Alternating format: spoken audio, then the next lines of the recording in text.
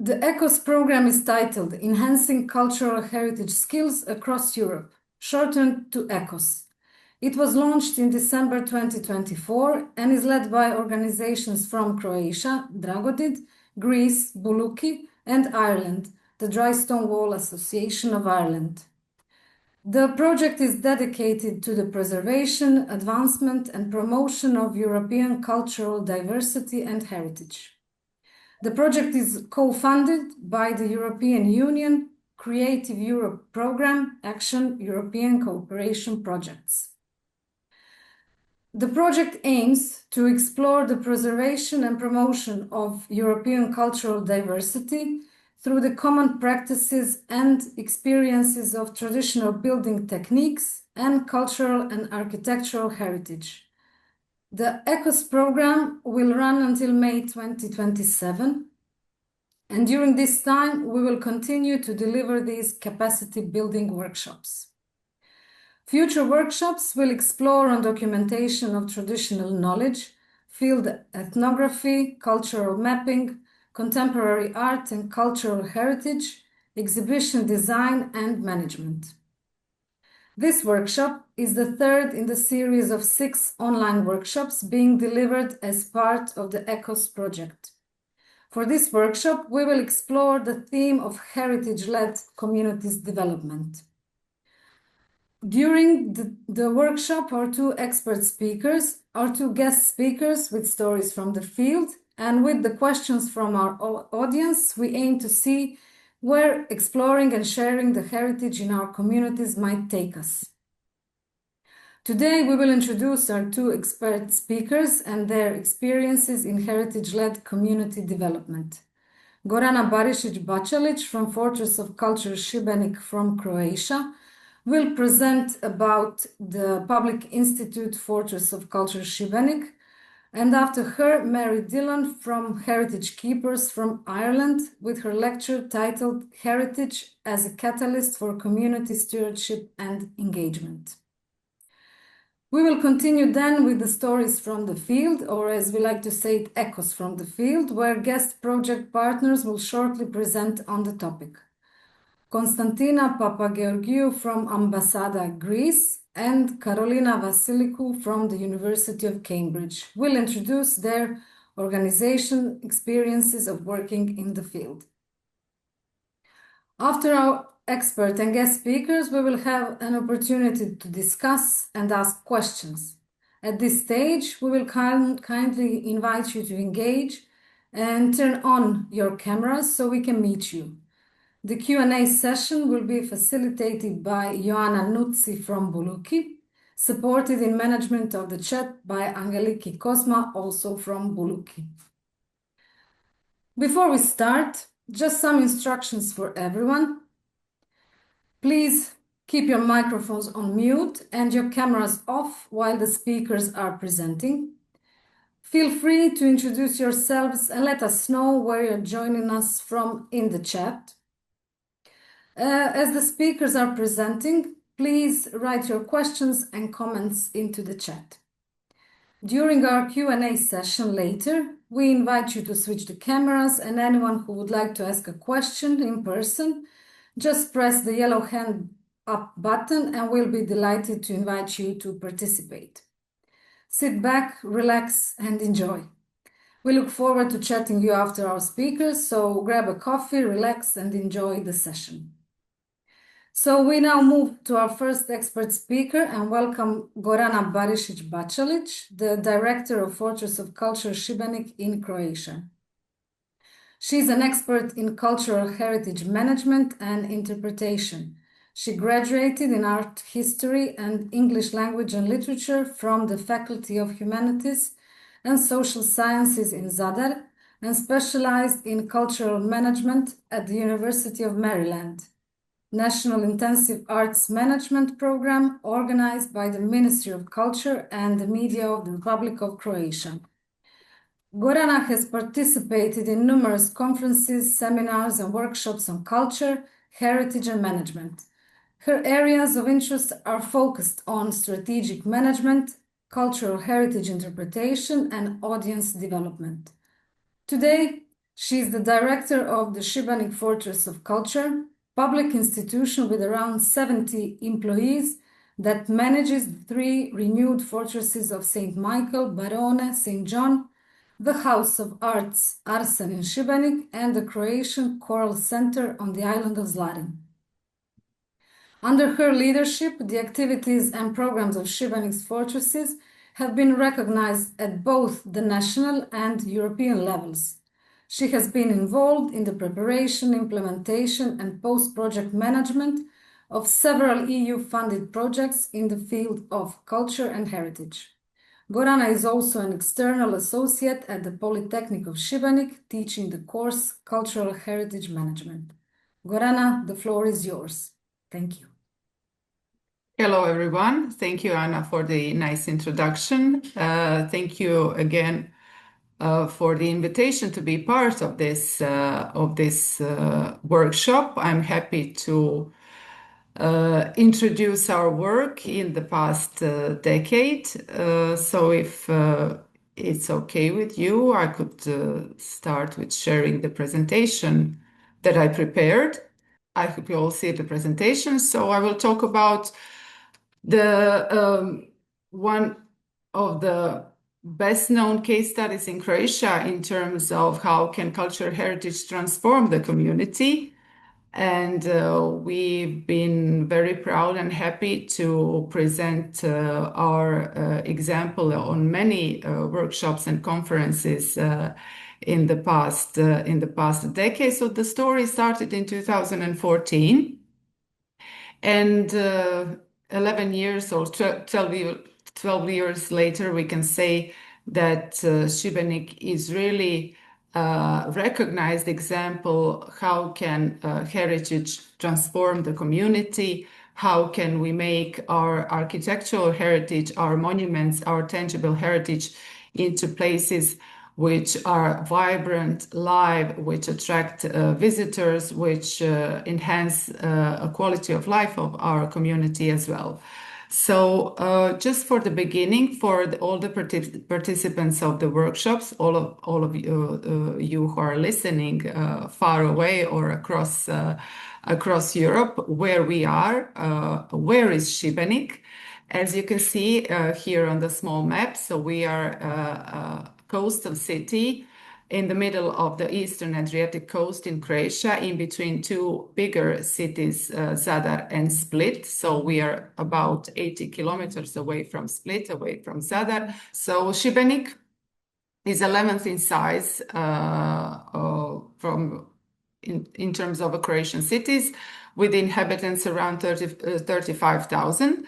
So we are. This is a satellite image of our city. We are based on a coast, but we are kind of hugged with this channel because Šibenik is situated on the estuary of River Krka, and this is Saint Anthony's Channel driving us away on the sea. So we can say it's a very special city. It's situated at the river and at the sea at the same time.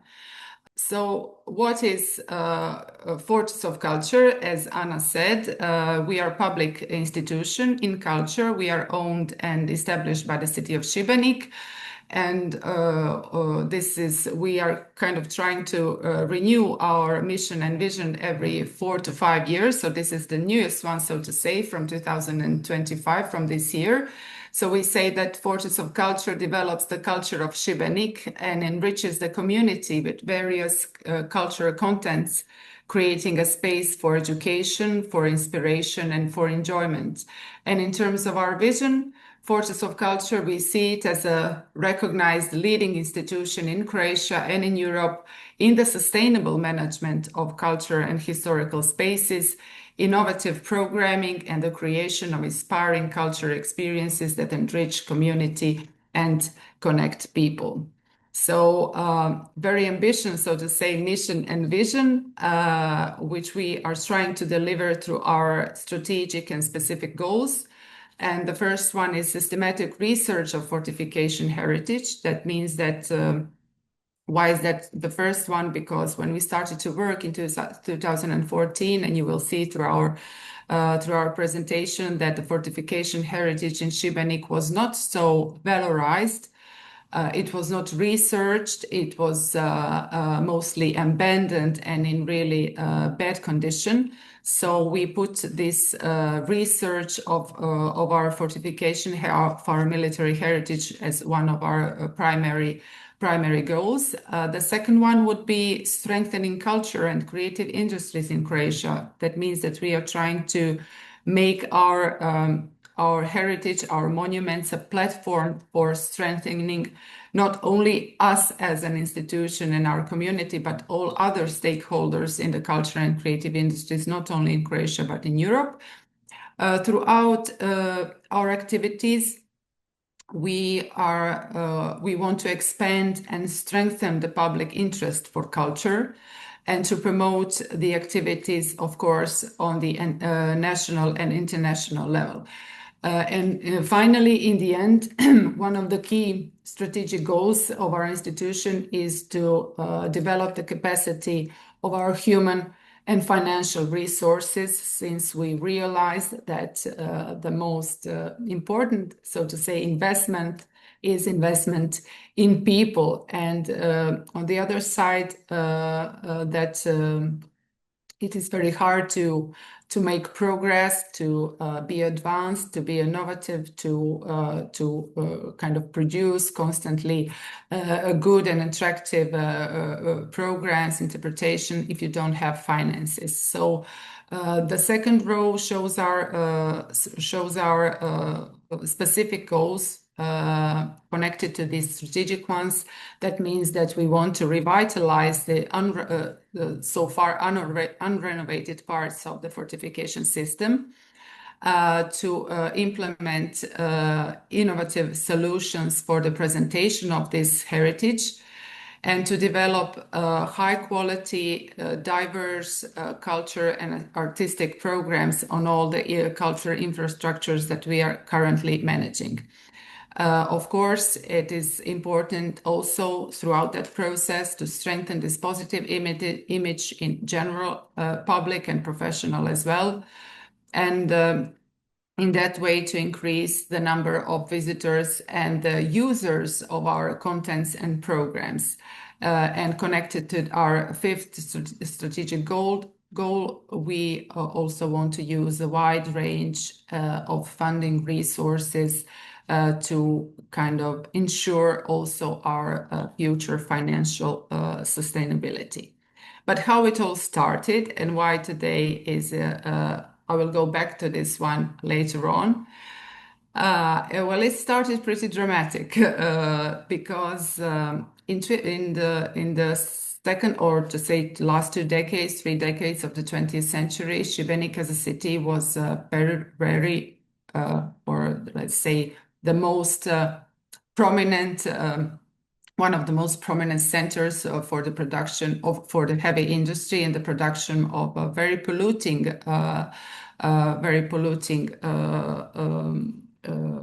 sources like aluminium, electrodes, ferroalloys, sulfates. What you see on these 2 images are factories, big industrial spaces that surrounded the city. It was also known for the many different fortification or military complexes in the city and around the city. So Šibenik had 12 barracks surrounding the city and many other military facilities, not only from this earlier period, from the medieval times onwards, but also these more recent periods from the 19th and from the 20th century. What is also important to say that Šibenik is in this beginning or the late 20th, so the last decade of the 20th century. You perhaps know that we went through a homeland war that really affected the economy, the industry, the society in general.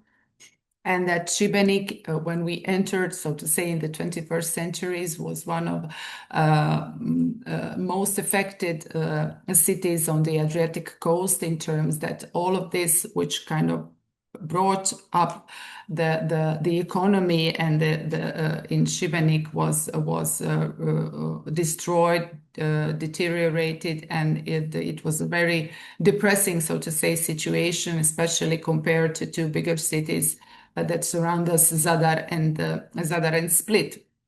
So on the other hand, Šibenik was also known for the rich heritage, because from the beginning of the 21st century, from 2002, Šibenik St. James Cathedral was enlisted on UNESCO, and recently 2017, one of the 4 fortresses in the city, St. Nicholas Fortress, was also enlisted to the UNESCO World Heritage List as one of the bigger enlistment, which connects with Italy and Montenegro. So I just want to stress that we have these two kind of phases of the city at that period, that post-war, and a bit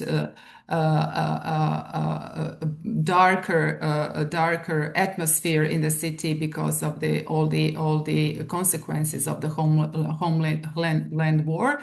But on the other hand, very specific city with rich heritage, with a very special history, because it was one of the originally Croatian cities on the Adriatic coast, unlike, for example, before mentioned Split and Zadar, who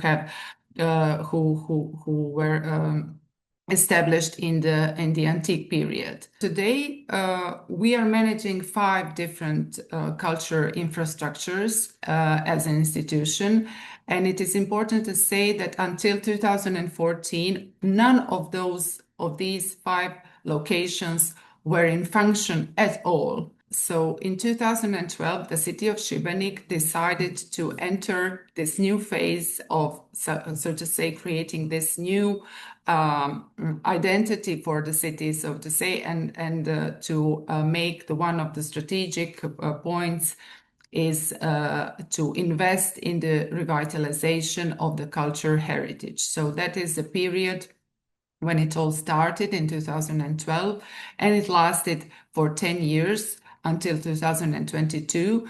And all of these projects and infrastructures that I will present today were revitalized during that period of 1 decade.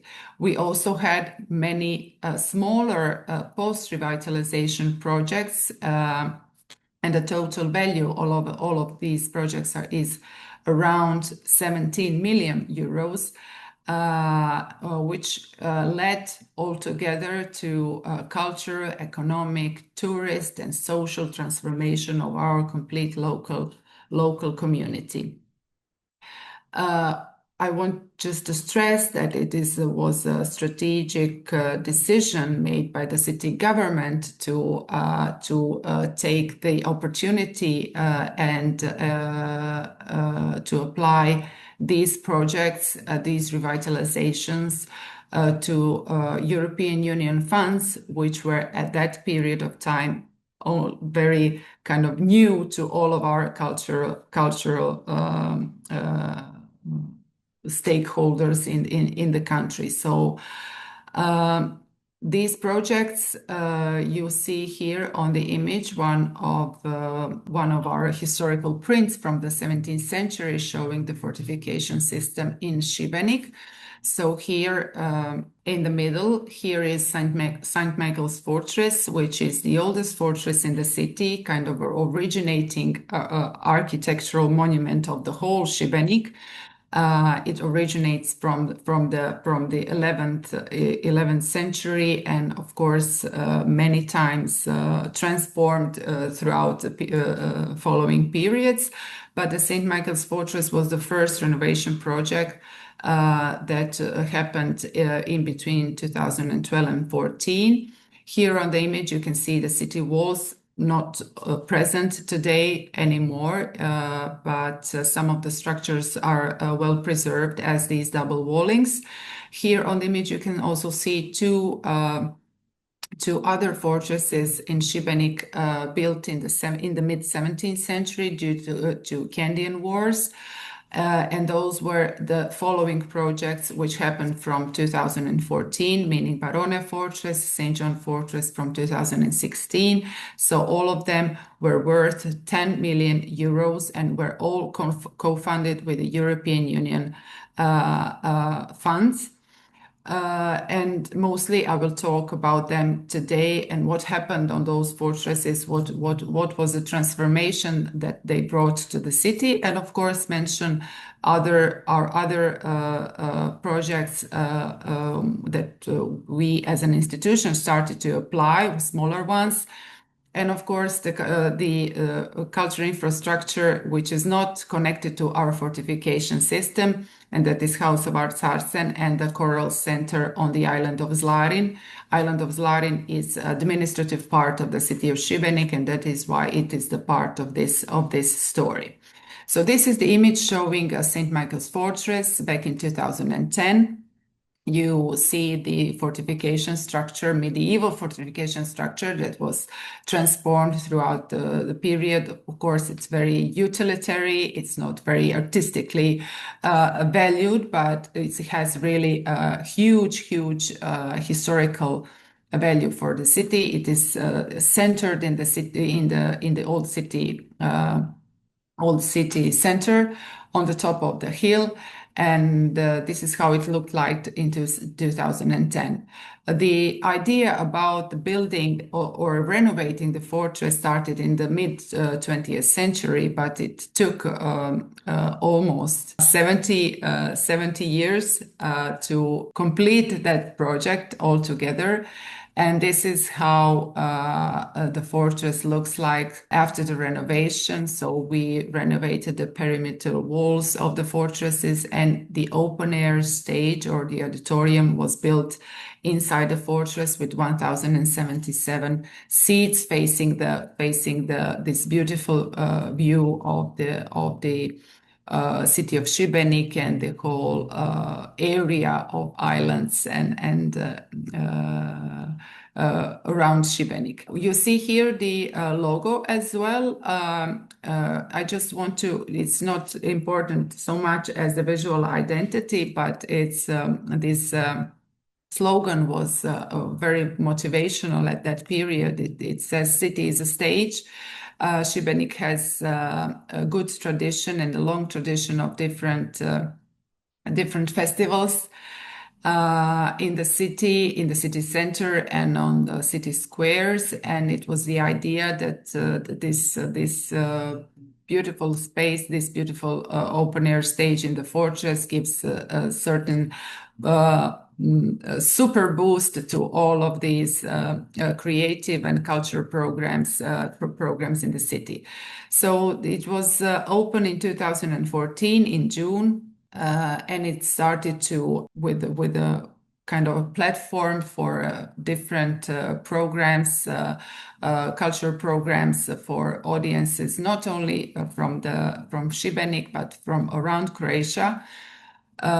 We wanted this to be one of the prestigious places, as it was placed here in the cultural heritage atmosphere in this very specific monument, so that every program which happens here is a special program, and it gives a special kind of layer to all of these all of the people who are coming to see the performances, and even for the artists.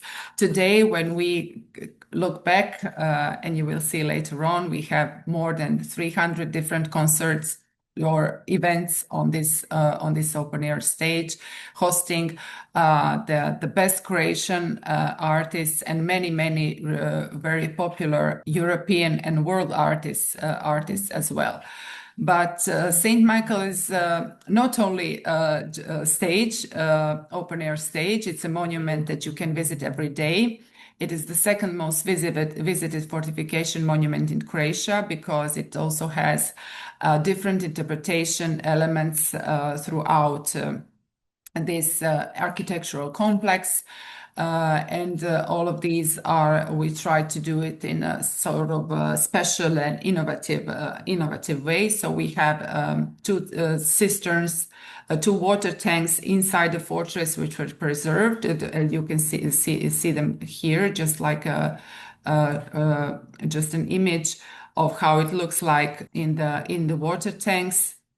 We used 3D mapping in both water tanks to produce a very special experience, a very ambiental experience in terms of showing their original purpose, and of course many different archaeological artifacts that were found throughout the excavations of the fortress. We also have a traditional interpretation. We have different exhibitions happening on the St. Michael's Fortress inside. Today, it is a monument that is approximately visited by around 150,000 visitors throughout the year. As I said, concerning the open air stage, it gives one really special image to the whole city. We used this stage to rebrand the city cultural, spirit, and to be kind of a boutique destination for tourists who are searching for special cultural experiences, and not only just sea and sun tourists. So it is important to say that most of these programs are produced by our team. So in terms of our so to say internal organization, we have a production team who is in charge of producing all of the cultural programs on our sites. We have the research and interpretation team who is also in charge of research and producing new content for our visitors. And the third, so to say, pillar of our institution is international cooperation and projects, since we are trying to be constantly active in terms of searching the new financing resources throughout different corporations, meaning the EU projects, on different national projects, and so on. So this is just a short a summary of our images. What you can see when you are visiting the fortress, you can learn about the history of Šibenik and history of the fortresses throughout our multimedia guide. You can walk through the cisterns and see the 3D mapping projectors and exhibitions, and of course some part of the classical interpretation that we want to show our visitors and show them the development of the fortification heritage in general, not only in Šibenik, and to draw attention that heritage is very present around us in our not only urban but rural landscapes as well. So the second project that started exactly when St. Michael's Fortress was opened was the renovation of the Barone Fortress, which is much smaller. And it is not located in the city center. It's a 17th century fortification, typical 17th century fortification monument. But today it also has, similar to St. Michael's, two faces, two identities. One of them is that Barone is also a place for smaller events, up to 200 people. We have an open air cinema during summer on Barone. We have jazz festivals. We have different other performances. But it's we treat it also as an open air living room of our city. Barone, we were inspired by the fortress Barone to strengthen a membership program that we have in our institution. So if you are local, you can join anywhere from Croatia and from Europe. You can enter our friends club. That is our membership and our loyalty program that it's very symbolic in terms of finances, but gives you opportunity to visit the fortress around the year as many times as you want. So you have free admission all year to all the fortresses, and you have special discounts on our projects. So programs. So Barone Fortress was kind of boosted that membership program, and today we have more than 2,500 people who joined our Friends Club, which use our spaces, our programs very regularly. So it's also a nice place to spend an afternoon with kids, and one of the special interpretation elements that we introduced at Barone Fortress is the platform for augmented reality.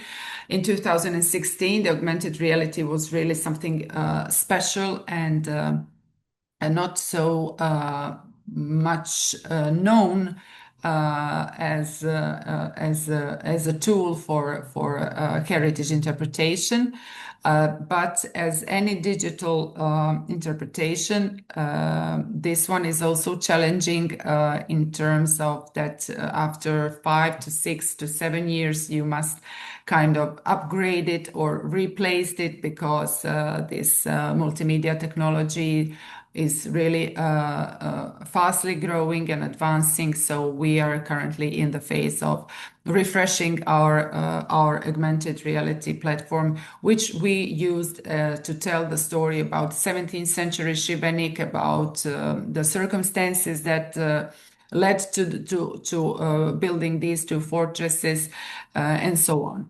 So as I said, that it's a place for different events. It's used by many different also our partners and stakeholders in the city, many NGOs and so on, the university. Children are regularly coming to Barone and St. Michael's as well, because we have a regular educational program and workshops for school children.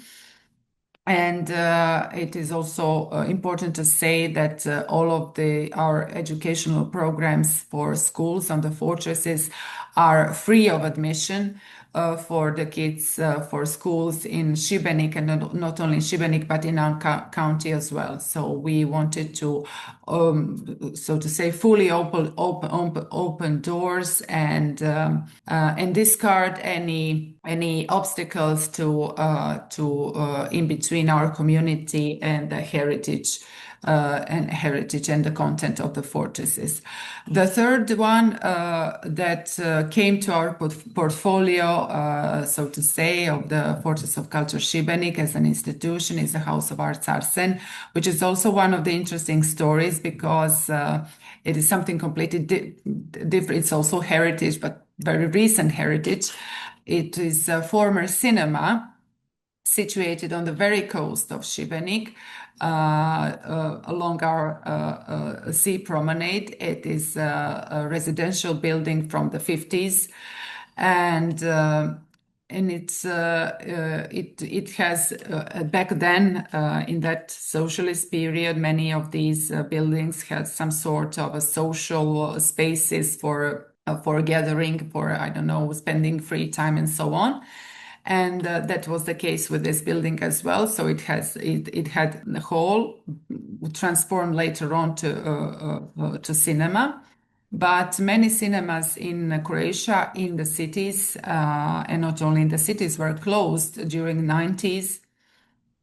And during the first decade of the 21st century as well, because cinema started to open in these big shopping centers, shopping malls, and these small art cinemas, so to say, small spaces were mostly closed.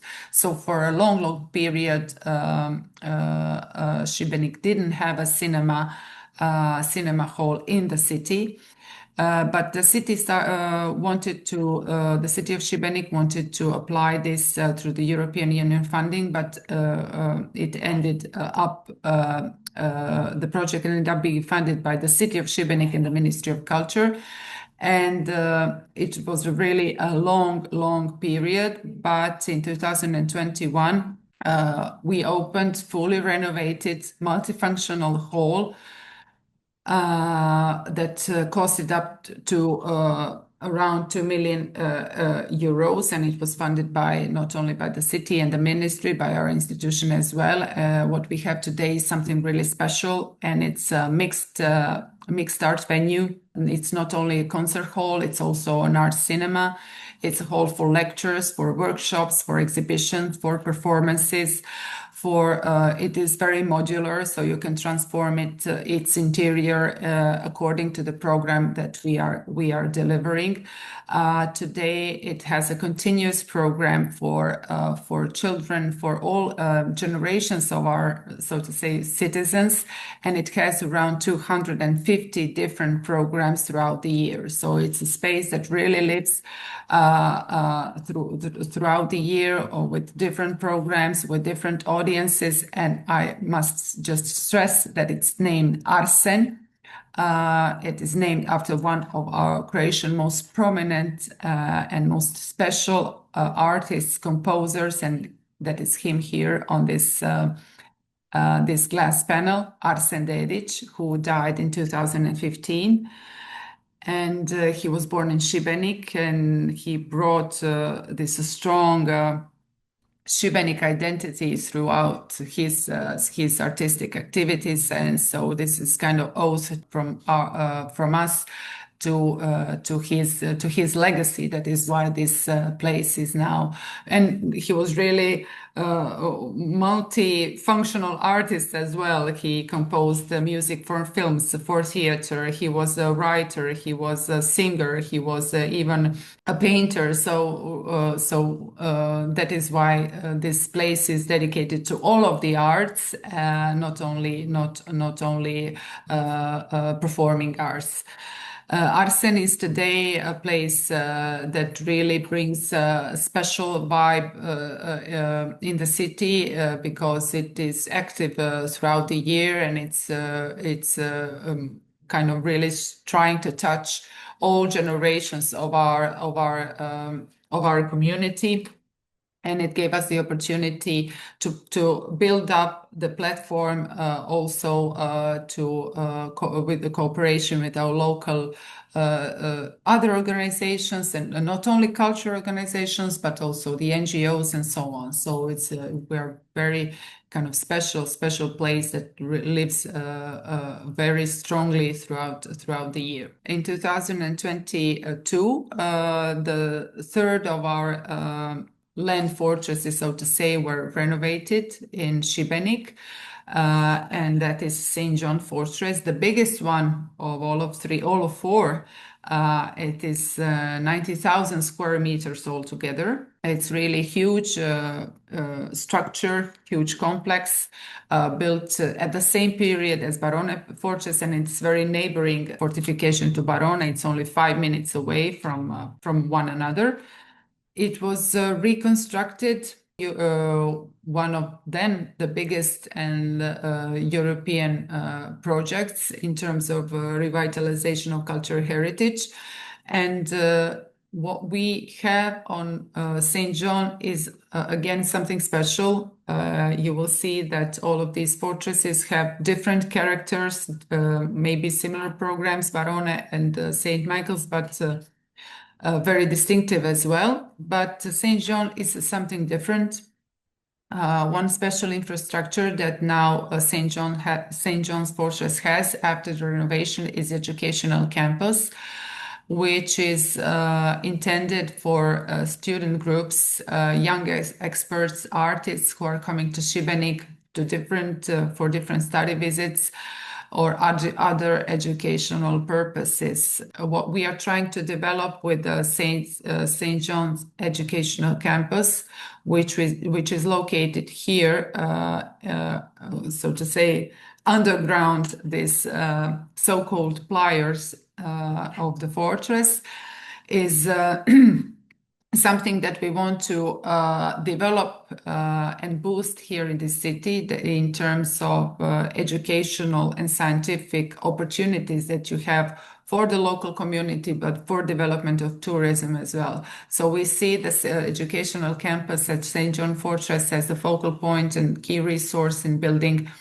the image of the city as a favorite destination for cultural residencies and artistic activities, center for education and research of heritage and culture and creative industries, incubator of ideas for improving sustainable tourism and quality of life based on culture, heritage, and creative industries. So in these 3 years so far, we really hosted many different programs. It's all intended, of course, for organized groups of visitors. As I said, study visit and summer schools, scientific gatherings, seminars, congresses, conferences, art programs, team buildings, camps, and so on. Not only for those coming to Šibenik as a tourist, but also we hosted and organized and supported many educational programs going on the St. John's Educational Campus, which are intended for our local community. For example, for the last week before start of the school, now at the end of August this year, we had 10 days of different thematic workshops for children. For 130 children spent their last days of summer on the educational campus, learning about different fields from STEM to art and so on. So it's kind of really we are trying to make it balanced, that is the place that you can, well, why it is also special. You can sleep here, of course. We have 52 beds here at the campus in these rooms here, but you can also just use these halls and classrooms, outdoor and indoor areas for different programmings. One of the programs that we are kind of putting now in the focus as one of the so to say most important strategically important programs of Forces of Culture is Night of the Fortresses that we initiated in 2022. Also, it was an idea that one of the activities of the European Union project, one of our projects. So we wanted to just to kind of try to draw attention to the fortification heritage and its presence in our communities, on our landscapes, cultural landscapes. And we connected first with the partners of our EU projects from Montenegro and Bosnia and Herzegovina, and here from Croatia, initiated this Night of Fortresses, which happens on the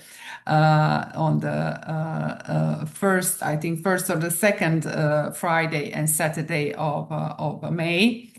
This next year it will be on the 8th and 9th May.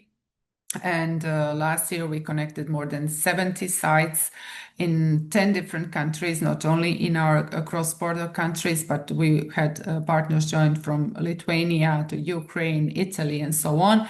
We want to, and of course, what we also wanted to stress is that our heritage can be a platform for a sustainable approach of transforming our communities in a sustainable manner. That is why this event now brings this title, Night of Fortresses Goes Green. And it's not only a place, it's not only a platform for the organization of events and attracting visitors, but it's also a platform for learning, sharing, growing, and engagement in our community of cultural heritage managers. So we are trying to organize different workshops and events that will bring kind of more knowledge and more insight into how can cultural heritage can contribute to the sustainable management of our societies as well. The fourth the fifth and the last infrastructure that Fortress of Culture is managing, and it's one of the special stories also here in Šibenik, is the Croatian Choral Center of the island of Zlarin. Island of Zlarin is the closest island to Šibenik, but very small community. Here on Zlarin, maybe 100, from 150 to 200 people live throughout the year, of course, and during the summer that population is bigger, but it's really, really small community, but very known and recognizable according to choral tradition, choral harvesting that was one of the most special activities on the island, and it raised the economy, it raised the society of the island throughout the centuries, especially in the 19th and 20th century. So we have two houses which are neighboring houses, so to say, that we call today a choral center. One of them is the museum, the exhibition layout, which shows the history of choral harvesting on Zlarin and how it affected its community.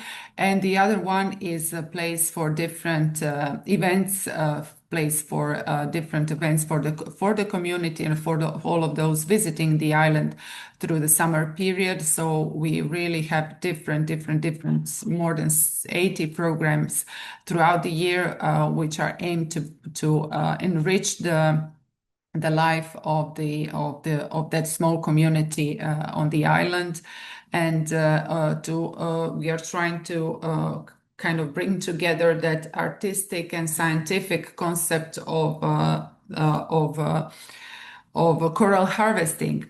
It's very inspirational, but on the other side, today we are trying throughout this exhibition to show also that biodiversity of our sea, the sustainability of our ecosystems is very in danger. So we are here speaking about the tradition, which kind of brought up the island altogether, but today in a very different sense, in terms of that we must keep the ecosystem healthy and stable, and that is why this project is so special.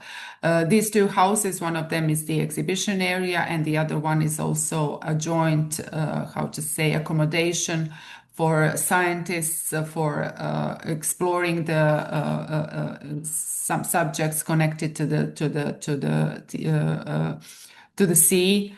And the ecosystems of the sea. And on the other side, we also have many residences of the artists who are doing some of their activities on the islands of Zlarin. So if you want to know more about our examples or our case of the Fortress of Culture, or generally the cases that we call in Europe the best practices in cultural heritage, I recommend you to check this catalog of the European project Cultural Heritage in Action, where we were enlisted in 2020. I think the only example in Croatia in that catalog for the cultural heritage in action, especially for the revitalization of the fortresses. And the last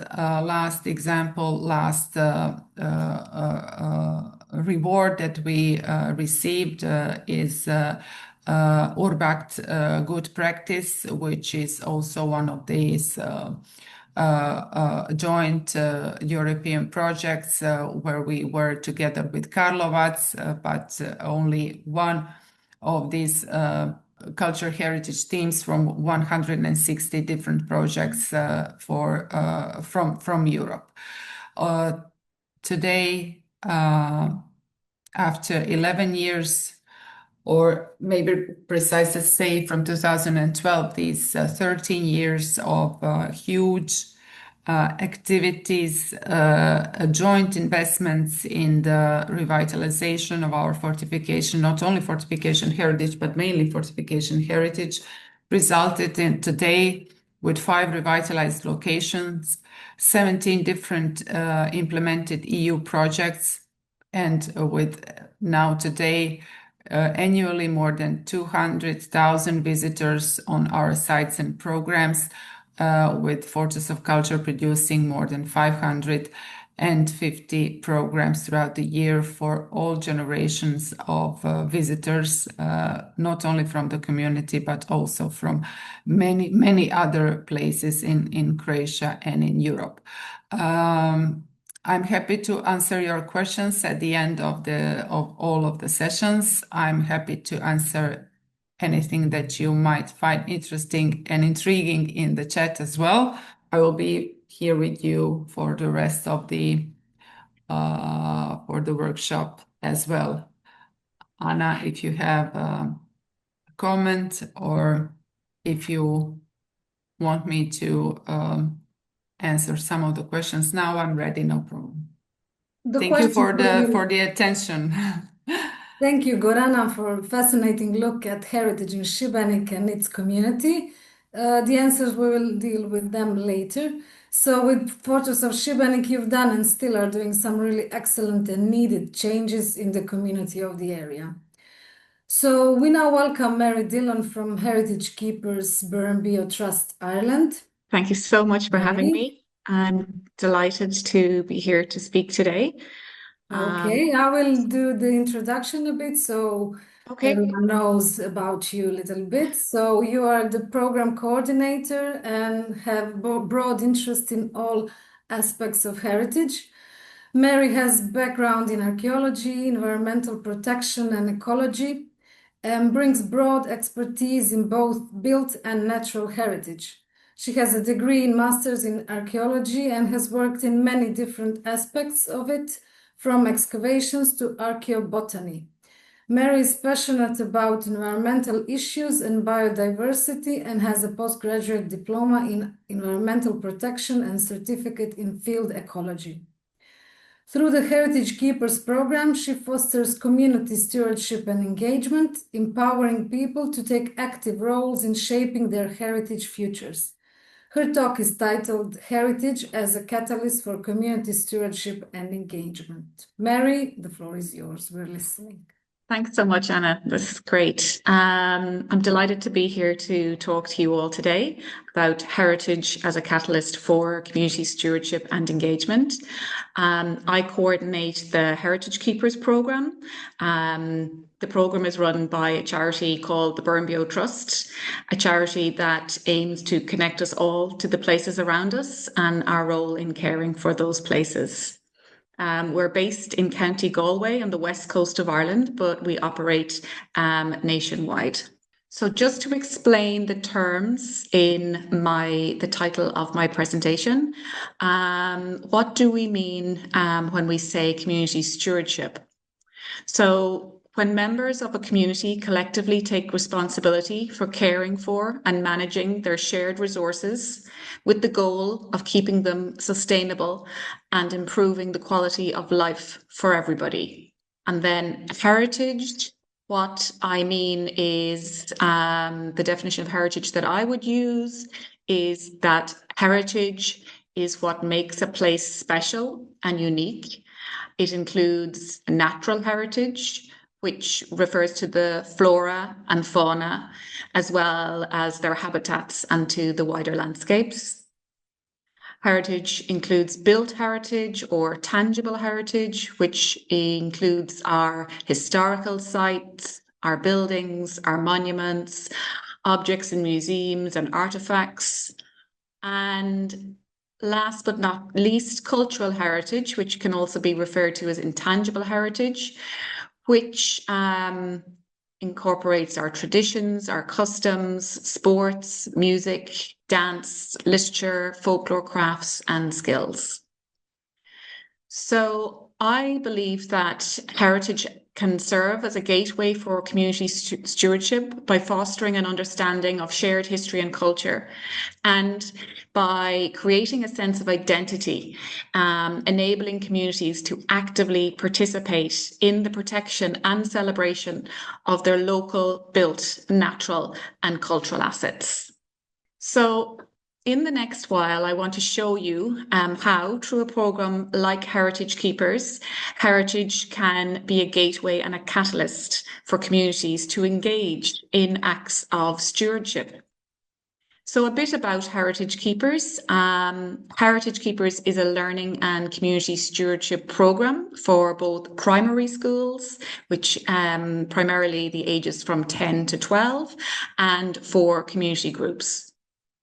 The program is rooted in over a decade of experience in place-based learning, which can be defined as incorporating all the elements of a place. It's built cultural and natural heritage, involves learning about the place, in the place, and for the place.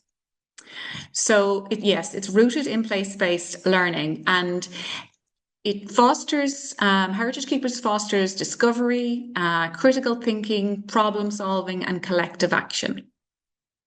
So how it works is that over a series of workshops, participants explore the natural, cultural, and built heritage of their local place. And that word local is very important. And then they plan an action to enhance or protect that local heritage. We provide funding and mentoring for this action. And upon completion, we have a celebration for groups and schools to recognise their achievements. So I suppose Heritage Keepers was created as a response to the fact that people wanted to take action to improve their local heritage and environment, but they didn't know where to start. And in the face of climate change, biodiversity loss, increasing damage to heritage monuments, community fragmentation, and other issues, we felt a programme like Heritage Keepers could help foster collective action and responsibility towards local place. We also wanted to build a programme that would ultimately build community resilience. So just a little bit about how it was developed. So Heritage Keeper was based on over 10 years of work with schools and communities in the Burren and the surrounding counties. It was also developed on the basis of a PhD research project on place-based learning by Dr. Anya Bird in NUI Galway, the National University of Ireland, Galway. And it took into account the aims and objectives of the Heritage Council in Ireland. And also we needed it to fit in with the primary school curriculum here in Ireland as well, as we planned to deliver it not only to adult community groups, sports clubs, that kind of thing, but also to primary schools, to 5th and 6th class in primary schools. So it was important it tied in with the curriculum as well. How is it funded? Initially through a partnership with the Heritage Council. The Heritage Council is a kind of a semi-government body here in Ireland. Now it's funded through the Department of Education in Ireland. The funding is called the ESD Education for Sustainable Development to 2030 funding, and also through charitable foundations. And I suppose the main one of those would be Sunflower Charitable Foundation. And over 50% of the money that we get to run the Heritage Keepers programme goes directly to groups and schools in the form of micro grants for their projects and for their local field trips. I'm just going to stop my share again and stop my share here and share again, because I realize I need to share sound, as I want to show you a short little video that we show to participants to get them interested in the Heritage Keepers programme. Places where we live, work, socialise and play are such a big part of each one of us and our stories. We impact on these places and they impact us. But can we say that we really know our place and the many elements that make it unique? Our places are made up of many layers. Each place has its own unique history, geography, environment, culture and community, which has shaped it over the years. Getting to know and experience the various aspects of our place and how they are interlinked can enhance our connection to that place and the community that call it home. How were our local landscapes shaped? What are the significant land features or water bodies? Are there local monuments or historical places that we might learn more about or visit? What kinds of plants and animals share our place with us? Are there particular local customs and cultures, and what is their origin? The answers to all these questions, and much more, are all part of what we call place-based learning, where communities can learn about their place, in their place, and for their place.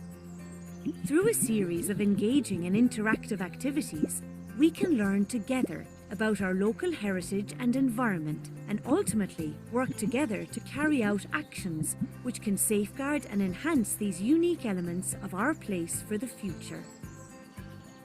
Given the current urgency around the biodiversity crisis, climate change and community fragmentation, place-based learning is now more important than ever.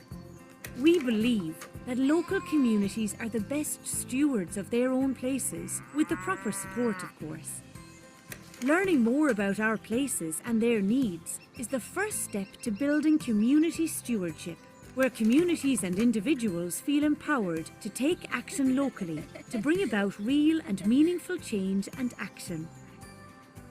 Supported by the Heritage Council and created by Burren Bio Trust, who have decades of experience working with communities on place-based initiatives, the Heritage Keepers Programme is an opportunity for your community to learn more about your place and how you can work together to look after it and each other.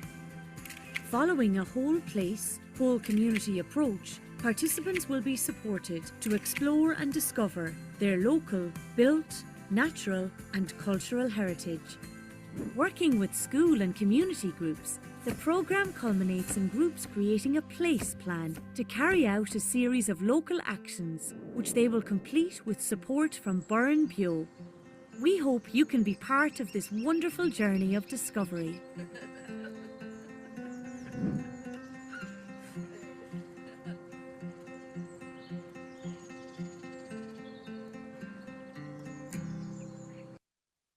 Okay, so I hope that kind of might have kind of shown you visually a little bit about what Heritage Keepers is about. It's a video that we show to schools and to groups kind of as an advertisement for Heritage Keepers, so they know what it's about before they apply.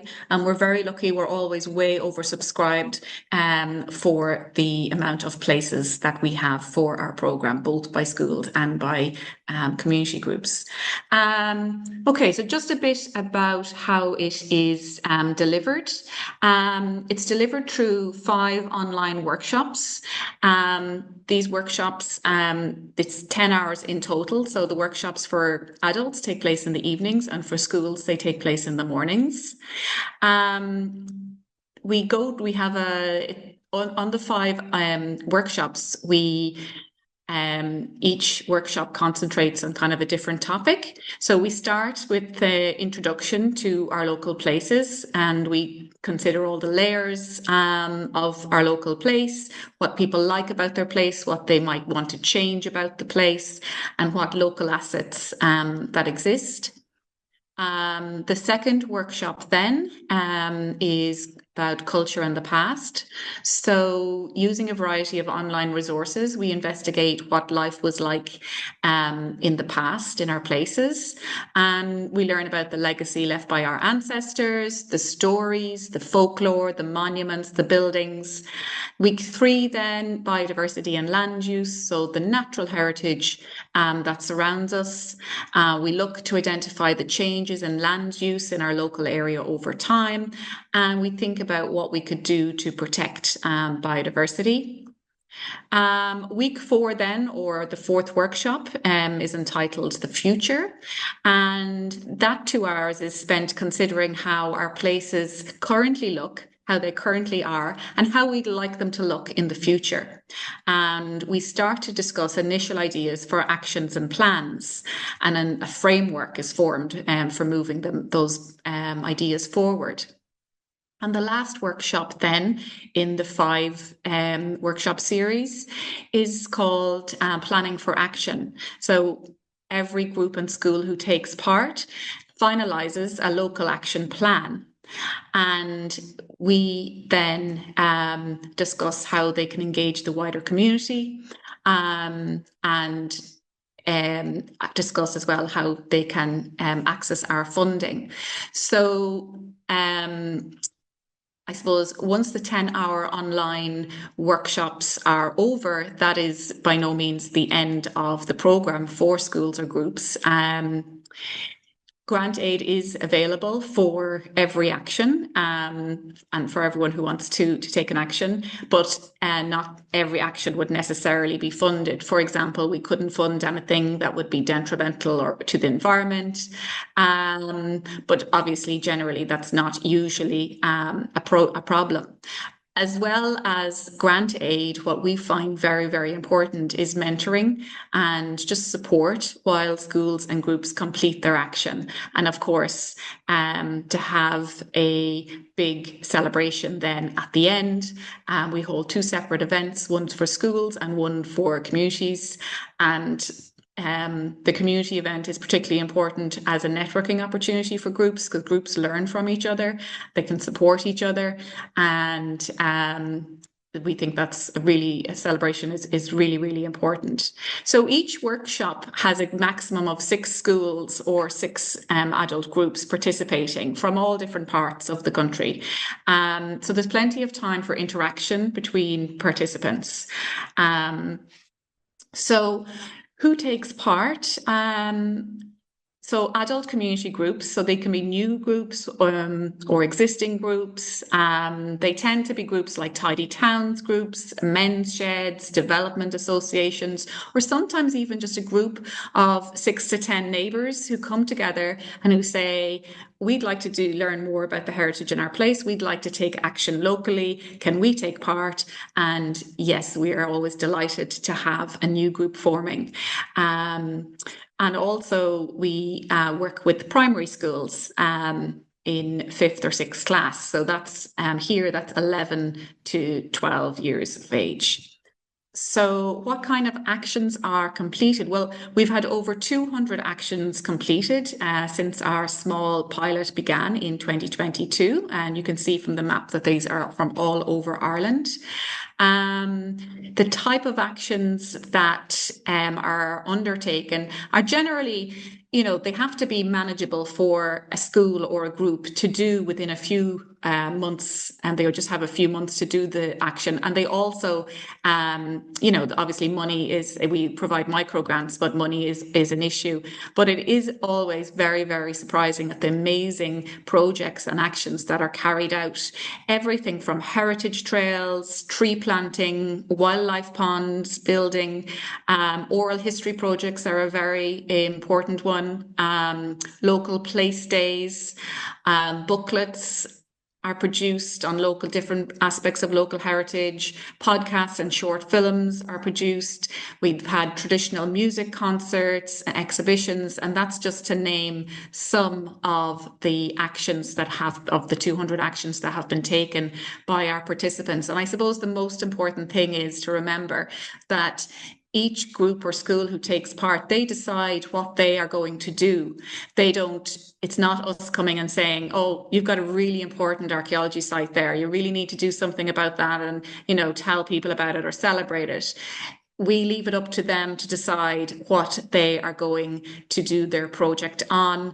It's really nice to see the children in the school. They always have a democratic vote on what they're going to do. I think children especially get very enthusiastic about the idea that this is their project. They're going to start it, they're going to complete it, and they're going to celebrate it.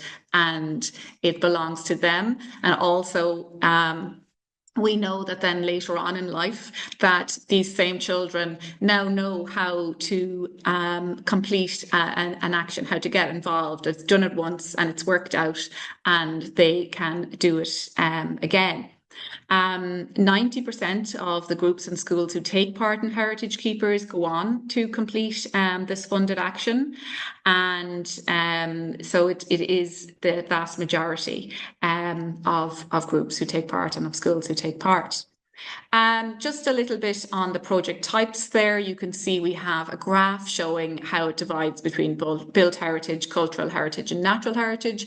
Of course, some projects are going to incorporate natural heritage and cultural heritage, or built heritage and cultural heritage, but that's just kind of a rough breakdown. And here you can see some of pictures of some of the projects, everything from murals to booklets to signs on local biodiversity, celebration events, and so on. So why the Heritage Keepers program works, I believe, is because it's active, enjoyable, and empowering. So it takes learners on an exploration of their local heritage, and we use engaging and interactive learning methodologies. So it's not a course as such. People don't learn. We're not teaching them, here is the thing about your local history. We're introducing them to online resources that they can use to explore their local history or their local environment, their local nature.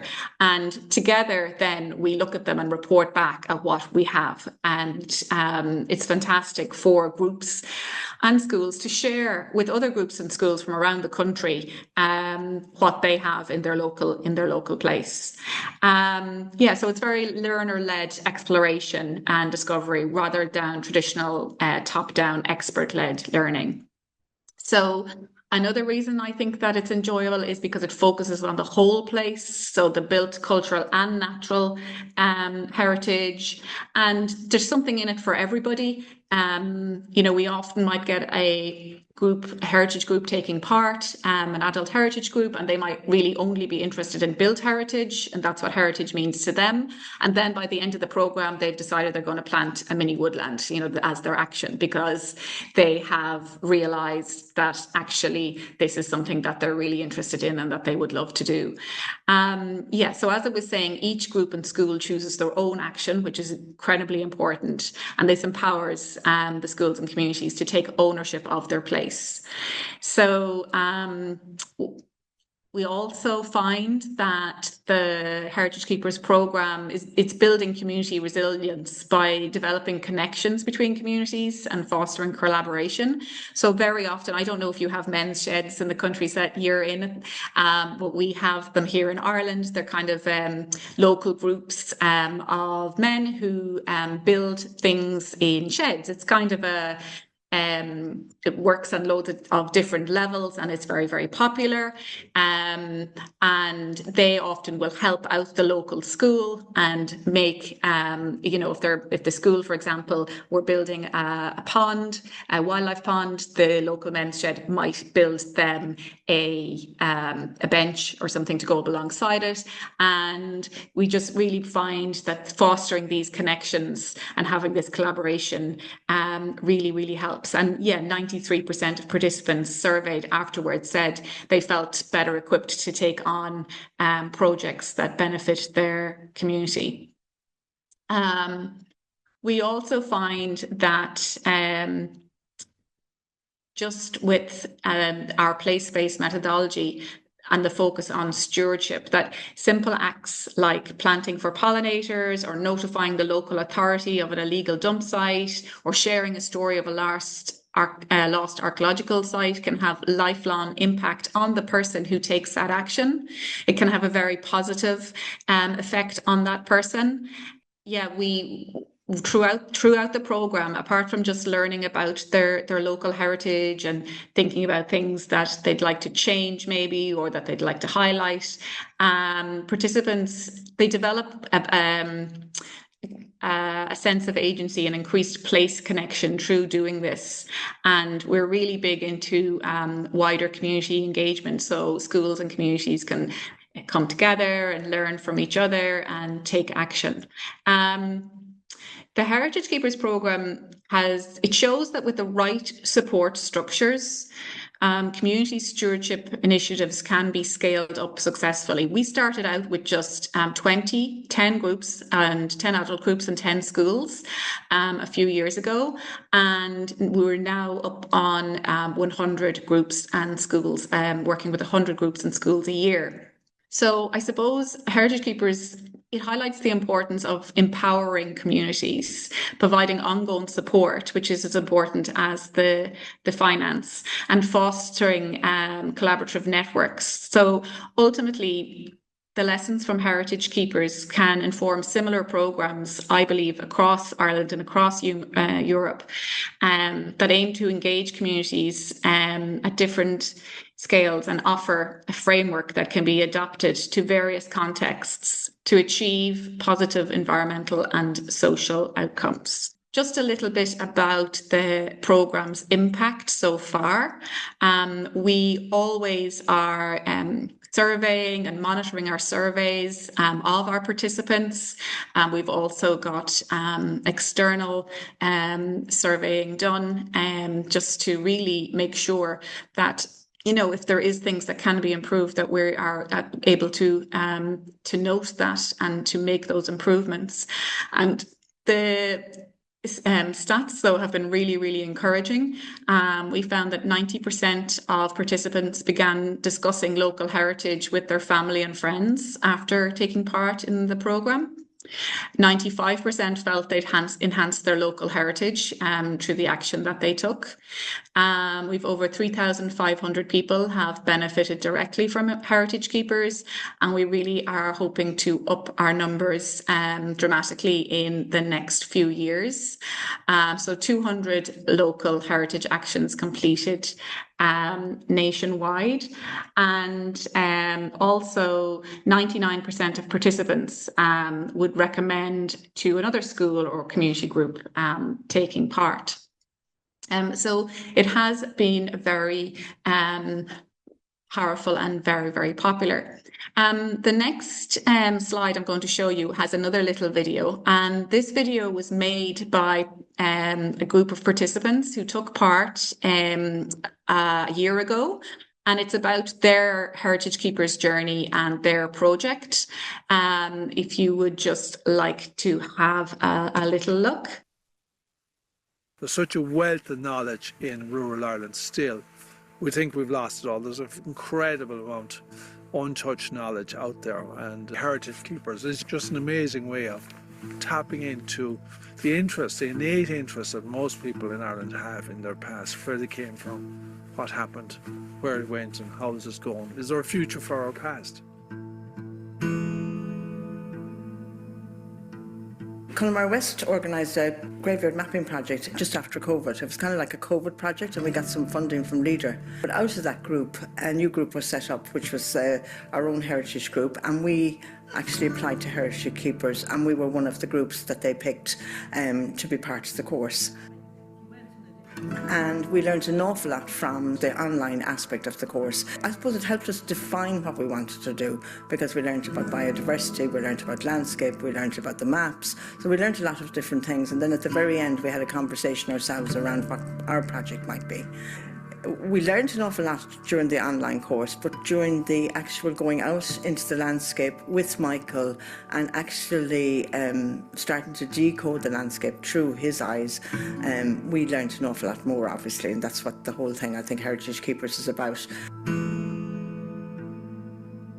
We took photographs, we did the recordings, we actually, eventually, two programmes were broadcast on Connemara Community Radio, and then we ourselves did some for Heritage Day in 2024. We did a small display as well of, you know, information that we had gathered.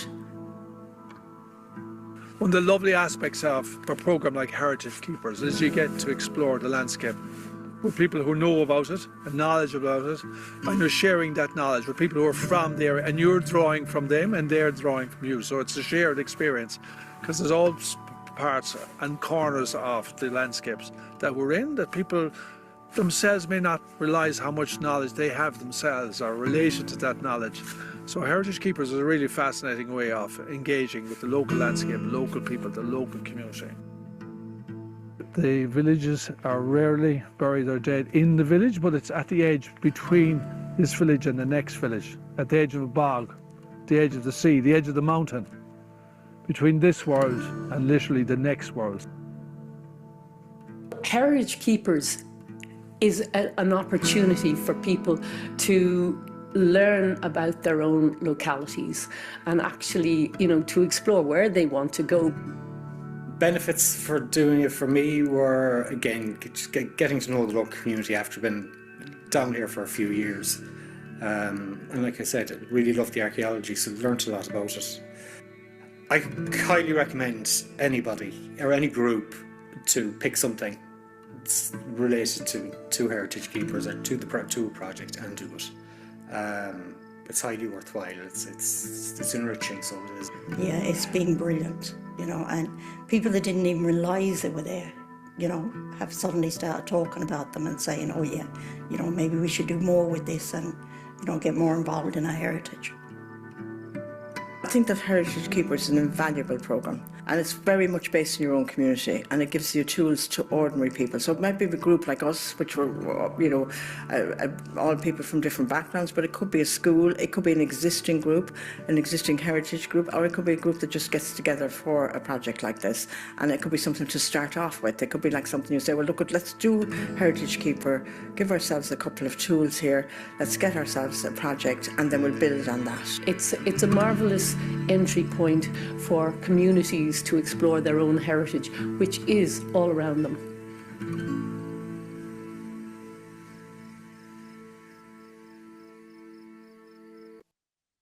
Okay. So yeah, that was just a little video that one of the groups who participated a year or so ago made on their project and how they found the programme. And I think you get a sense of it, of their pride in their local place, in their local heritage, and the fact that they have achieved this project, that they completed what they set out to do, which was to make a podcast series on the local Kalini or children's graveyards, which are kind of an archaeological and historical monument dotted all around Ireland. So just to go through our plans for Heritage Keepers for the future, we really want to double our numbers in the next couple of years, create a phase 2 for past participants to build on what they've achieved, because we really feel like, we got them started and they're raring now to do more. They really want to take further actions, or maybe they've taken an action for natural heritage in their area, and now they want to take an action for the cultural heritage or built heritage or something similar. And we need to continue to measure our impact through ongoing surveys and reviews, because it's very important to us that people are finding what we do useful, that it's working. And, these things can change as years go by. So we feel like it's really, really important to continue to measure that.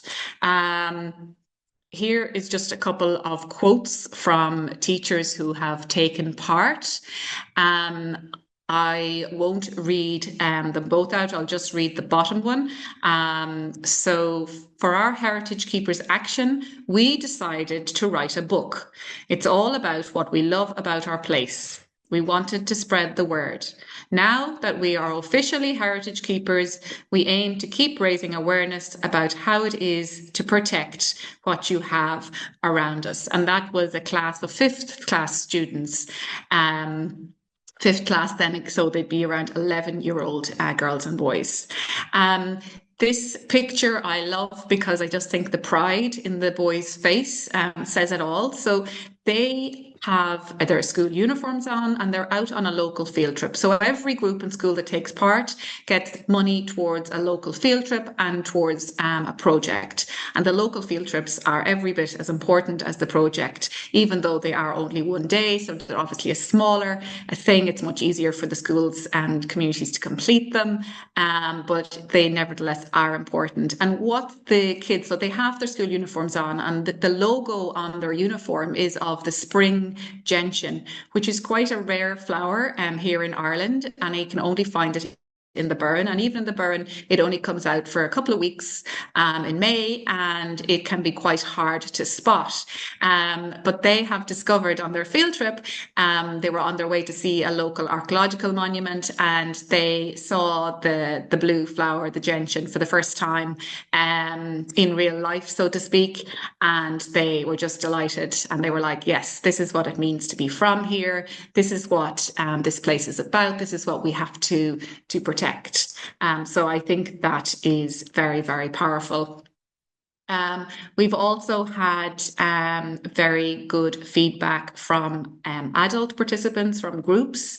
Again, we don't work with individual adults. They have to be either in a community group or to form a group. We don't look for, it doesn't have to be a formal, group, but as long as there's a minimum of 6 people in it, because we feel like people need to come together to take action, obviously individuals can do a lot, but for us, you cannot beat working with community groups and building that resilience. And so just one quote that I'll read is from one of our participants, said, "I think being educated that I can make a difference, and being given the skills to follow through was a highlight for me. Biodiversity really had me intrigued, and I since signed up for a biodiversity online conference. I learned at 73 years of age, you can teach an old dog new tricks." So yeah, lots of different positive feedback from people. But just as to begin to sum up, I think Heritage Keepers does show that heritage can be a catalyst for community stewardship and engagement. I believe it fosters a sense of identity and belonging, similar to what you saw on those boys' faces there. And I think by examining history and traditions, they develop an awareness of why their community is the way there is, strengthening the connection to their local heritage. And I mean, even if you have just moved into the place, or you've just going to school in a place, or you're just working in a place, you're still part of that community, So we would see the term community as being very wide. We really believe that it encourages public participation, so like a holistic view of heritage encompassing built cultural and natural heritage facilitates a very broad public engagement and a debate about what's important locally, what is important to protect, and how to protect it. We believe that it promotes culture diversity and knowledge transfer. So a program like Heritage Keepers works to preserve heritage, maintain cultural diversity, and ensures that knowledge, traditions, and experiences are passed down to future generations. And last but not least, creates opportunities for action, for stewardship. So communities can take an active role in caring for their heritage, whether it's historical sites, natural habitats, or cultural collections. And that photo is actually from one of our schools who took part. Their project was working with the local nursing home, a nursing home where older people were living who weren't able to live independently, but weren't ready or suitable to be in a hospital. And so the school children worked with this local group in the nursing home, a group of elderly people. And what they did was they recorded for their project the memories that they had of the different names of the wildflowers around them, the cures that they might have associated with them, and so on. So then they made a lovely project out of that. So if you want to find out more about Heritage Keepers, you can go to the Heritage Keepers website, heritagekeepers.ie. We also have a Facebook page and an Instagram page. If you want to get in touch with me, my email address is mary@burnbio.com. I might love to hear from you if you have anything similar in your countries to Heritage Keepers, or if you have found that heritage works for you as a a tool for getting communities to engage in action in their local community. Yeah, I'd love to hear from you. Or you can also contact us through Facebook or Instagram. Thank you, Mary. It was really lovely and interesting to listen about your work and the opportunities that heritage can bring to the community in such, like you said, active, enjoyable, and empowering way. Thank you. So we continue now to our part that's called Echoes from the Field or Stories from the Field, where our guest speakers will introduce their experiences of working in cultural and environmental associations. First, we'd like to welcome Konstantina Papageorgiou from Ambasada, from the island of Tinos in Greece. The Cultural and Environmental Association Ambasada was founded in 2023 in Tinos, a small island right in the middle of the Aegean Sea, belonging to the Cyclades archipelago. Tinos has an impressive dry stone heritage, which is being lost day by day due to new construction aimed at the tourism and real estate industries. Along with the remnants of its history, Tinos is losing its agricultural land and its water resources. Although everyone in Ambasada has been a volunteer up to now, they have been working rather intensively with the aim of raising awareness about the cultural, environmental, and economic value of the island's dry stone heritage. They have organized workshops and a congress, they have published books, and they have built lots of small and not so small dry stone walls together with enthusiastic school children and their teachers in the classroom and in the field. Some of the results of Ambasada's work are very encouraging and will be discussed later in the presentation. So, Konstantina, the floor is yours. Thank you. I would like to thank you very much for the invitation, for the opportunity to present our association's work and also to learn from your experience. It's an honor, a pleasure, and also very motivating to be here with you today. Let's start with an excerpt from the conference that we organized in April 2023.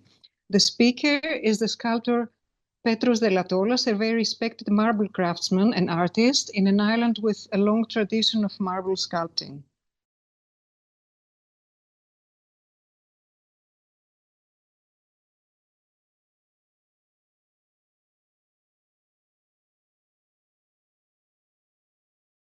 Άνθρωποι που δεν μπορούσαν να κάνουν αλλιώς. Οι πρώτοι κάτοικοι του νησιού, ξέρω εγώ, ήταν ψαράδες ή συλλέκτες ή κυνηγοί. Αυτοί που κατάφεραν να μείνουν σε αυτό την πυραμίδα από βράχια, οι πιο καρδαμωμένοι πήραν το καλό κομμάτι που φυσικά υπήρχε. Οι άλλοι οι οποίοι δεν είχαν αυτή τη δυνατότητα και ήταν πιο κακόμοιροι, ξέρω εγώ, πήγαν στα απότομα, στις πλαγιές και στα αυτές. Για να κάνουν έπρεπε να σκεφτούν κάτι να κάνουν. Είχε λίγο χώμα η άκρη στους αραμούς, έπρεπε λοιπόν να βγάλουν λίγο τα βράχια, να κάνουν ένα σακιπάκι και να βάλουν, ξέρω εγώ, και κάνα χορταρικό και κάνα σπόρο. Βγάζοντας τα βράχια, κάνανε μια στίβα πέτρες. Αυτή η στίβα οι πέτρες έπαιρνε τον άλλο τόσο χώρο. Κάτι πρέπει να τις κάνω εγώ αυτές τις πέτρες. Τις έχω εκεί στίβες μες στη μέση και να μην κάνουν τίποτα. Πρέπει να τις αξιοποιήσω, να κάνουν και αυτές κάτι, βάλω να δουλέψω. So the stones should be put to work. Please keep this in mind. I will come back to this at the end of the presentation. Here you see the Aegean Sea. Tinos is in the very middle. Most of Greece's dry stone constructions are to be found in the Aegean Islands. Cultivation terraces were needed to help retain the soil and the rainwater. Thanks to dry stone constructions, the islands were self-sufficient and able to support an increasing population, especially in the 19th century. But of course, there are constructions that are with certainty many centuries or few thousands of years old. Here you will see some of Tinos' dry stone heritage. The island is covered almost in its entirety with dry stone cultivation terraces. Its landscape is literally handmade. There are about 270,000 cultivation terraces as counted by the Aegean University, about 50 to 60,000 huts and sheds for sheep, goats, cows, donkeys, and so on. 1,000 kilometers of old paved pathways, thousands of kilometers of freestanding and retaining walls, as well as threshing floors, irrigation constructions, a few bridges, and so on. I will not go into details about its photograph, but I will be happy to answer questions later. Tinos Island lives mainly off tourism, conventional but religious too. The Church of the Annunciation is one of the most important pilgrimages of Orthodox Christianity. The dry stone heritage does contribute to what makes the island attractive to visitors from all over the world. Here you see these are extremely old buildings. It's very difficult to date dry stone structures, as you probably know. The pictures will end with a very well preserved pigeon house, which is not made of dry stone. It's a very beautiful building, very characteristic of the landscape of Tinos Island, where about 1,000 such buildings still stand. This is a pigeon house in spring. So what we have is some continuation of their original use, but really we have large-scale abandonment of dry stone structures. They can all be seen as beautiful romantic landscapes, and incalculable amount of human effort and toil lying in ruins, like a Greek temple. Or one can think of the desertification that has already started, with the soil ending up literally in the sea, when it rains, or when the notorious northern Aegean wind blows in the summer. Enter tourism. The abandonment of a local economic model based on agriculture and animal husbandry, just like in other European countries after World War II, has had as a result that all dry stone structures are seldom repaired and no new ones are built. Because of tourism, agricultural land is sold as land to build highly priced private houses and hotels. Dry stone terraces and other structures are thus destroyed. Since Greece is literally full of monuments of every era and of exceptional quality, which are protected by law, part of the population considers any monument, dry stone ones included, an obstacle to making a profit of their land, which leads to the destruction of dry stone constructions by their own owners. Dry stone sheds are torn down and turned into vacation houses due to lack of effective legislation. These short-term rental places are marketed as ecological, traditional, tiny houses, and so on. Here are examples. This is an older one. This is one being built right now. These were formerly dry stone sheds or huts. And they have nothing to do with the original buildings, of course, but they pretend to be. This used to be a marble 2-story house for large animals, which turned into this one with metal balconies, whatever, totally out of place. It's very hard indeed to compete with a conventional touristic economic model. So the issues, what are the issues our association has had to tackle? In Greece, and as far as I know, most of Europe, there is still need for effective legal framework for the protection of dry stone heritage, need for incentives for the use of dry stone in the building sector, need for certified vocational education, and dry stone walling and dry stone heritage and practically absent from compulsory education. There is still need to raise awareness about the value of dry stone as part of Greek heritage, but also as a living construction technique among scientists, researchers, academia, in the construction sector, very importantly, among tourists and buyers of property, and of course, among the local authorities and general population, starting from children of preschool age. The above are exactly what Ambasada has undertaken to do during the 2.5 years since its founding. But why work with schools and with school children? We're also about to publish a book about dry stone for children up to 10 years old, the first book of its kind internationally, as far as we know. There are several reasons why working with our younger generation is a good idea. They are very enthusiastic, and teachers too, and it's a pleasure to be around them. It's a very effective way to reach parents, grandparents, and teachers, and they collectively form a not small part of the local population. And we're also given an opportunity to talk to them in simple terms about an important and very sensitive issue. Children are open to new ways of seeing their own life, their own environment and habits, and they don't have issues of monetary profit that affect their understanding of environmental issues. They can influence the way their families think about environmental issues, and we don't know the answers to the questions we're asking. We don't know the solutions to the problems we're pointing out, and maybe children can figure something out. We need their help. All of us in Ambasada have been volunteers, and this, together with our working with school children, has probably contributed to our having been, I dare say, rather effective for such a short time. Hotels offered free rooms for people participating in our events. Restaurants offered free meals. Car rental businesses offered, well, cars. Construction companies offered builders. We were offered tools. We had for free a few thousand kilos of stone and so on. The results. People in Tinos have started to view dry stone constructions as having a certain cultural value, even as monuments. We know that some of these structures were saved from destruction thanks to our having raised awareness about their value among people in the construction sector. We are cooperating with the municipality of Tinos on the founding of a certified vocational school for dry stone, of a dry stone park or museum, whatever you want to call it, where building workshops will be taking place, and the terraces will be cultivated again using traditional varieties. We're currently working on having the protection of dry stone constructions included in the new building legislation all over the Cycladic Islands or even Greece.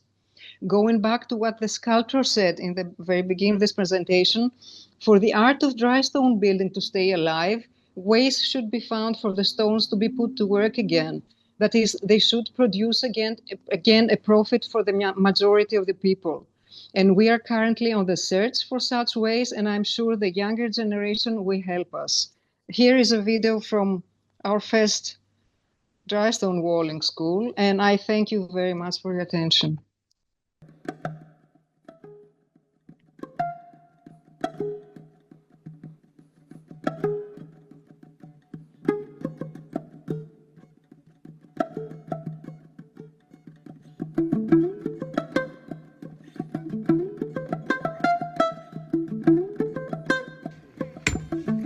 Μ' αρέσουν τα σπασίματα.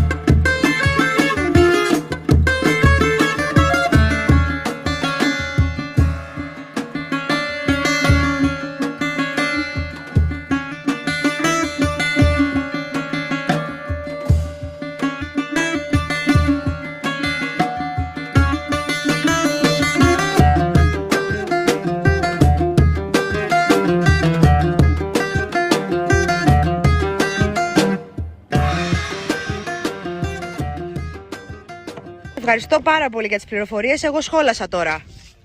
Εγώ θα μείνω. Thank you, Konstantina, for this lovely presentation and for getting to know Tinos Island and Ambasada's great effort in preserving cultural heritage. It's not easy today, we all know. So thank you very much. Our next speaker is Karolina Vasilikou from the University of Cambridge. She is assistant professor in architecture and design, researcher and educator, and a member of the National Research Program for Green Transition. Karolina's research explores multisensory and socio-cultural values of architecture, with a particular focus on neurodiversity, everyday navigation, and community-led practices that redefine frameworks for inclusive public space. She will present and share her experiences working on a small project she did this summer for the Cultural Heritage and Architecture Festival on the island of Paros in Greece. So, Karolina, the floor is yours. Thank you. Thank you, Anna. Can you hear me? I'm speaking through my headphones. I just want to say, while I'm kind of doing all the technical stuff, that I am so excited to be here today. Thank you so much for the invitation. It's absolutely fascinating to be part of this discussion and have the chance to share some of the work that we've done as part of the festival in Paros. So, as Anna mentioned, I'm at the moment kind of an assistant professor at the University of Cambridge, but I'm here with my hat as one of the volunteers for a festival, an experiential festival that is happening every year in the island of Paros, which is in the Aegean Sea. And it's actually, thank you so much, Kostadina, for making the introductions about the geographies, because I can now very easily say that Paros is south of Tinos, so we can be placed geographically. The festival started 15 years ago. It has been going strong for 15 years. Every year, where volunteers from the community of a traditional settlement are coming together to open their houses and talk about their heritage and culture and share it with visitors and kind of the other kind of local communities. What I'm going to talk about today for the next 9 to 9 minutes is about ways that we found about activating the cultural heritage and building on storytelling and kind of sensory methods with the help of a local community that led to the foundation of a new oral history group of Marpisa Paros that started kind of incorporating some of the testimonies of the people that live, of residents of Marpisa, into some of the activities and workshops that took place during the festival itself. A little bit about roots in Marpisa. So it's located on the island of Paros. It's happening every year, and you can see here the mapping from the volunteers of the whole settlement with key landmarks. It is a traditional settlement that was based in kind of agricultural activities and was at the height of its, let's say, vitality in the 18th and 19th century on the island of Paros.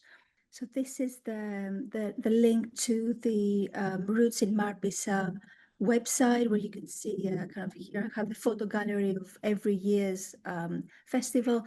Every year the volunteers are coming together with the active participation of the local residents to decide on a theme for the year, and they are every year they're different, and they're focusing on specific aspects of either the architecture or a specific craft that was developed in the settlement, or a specific kind of activity that was part of the identity, of the cultural identity of the village.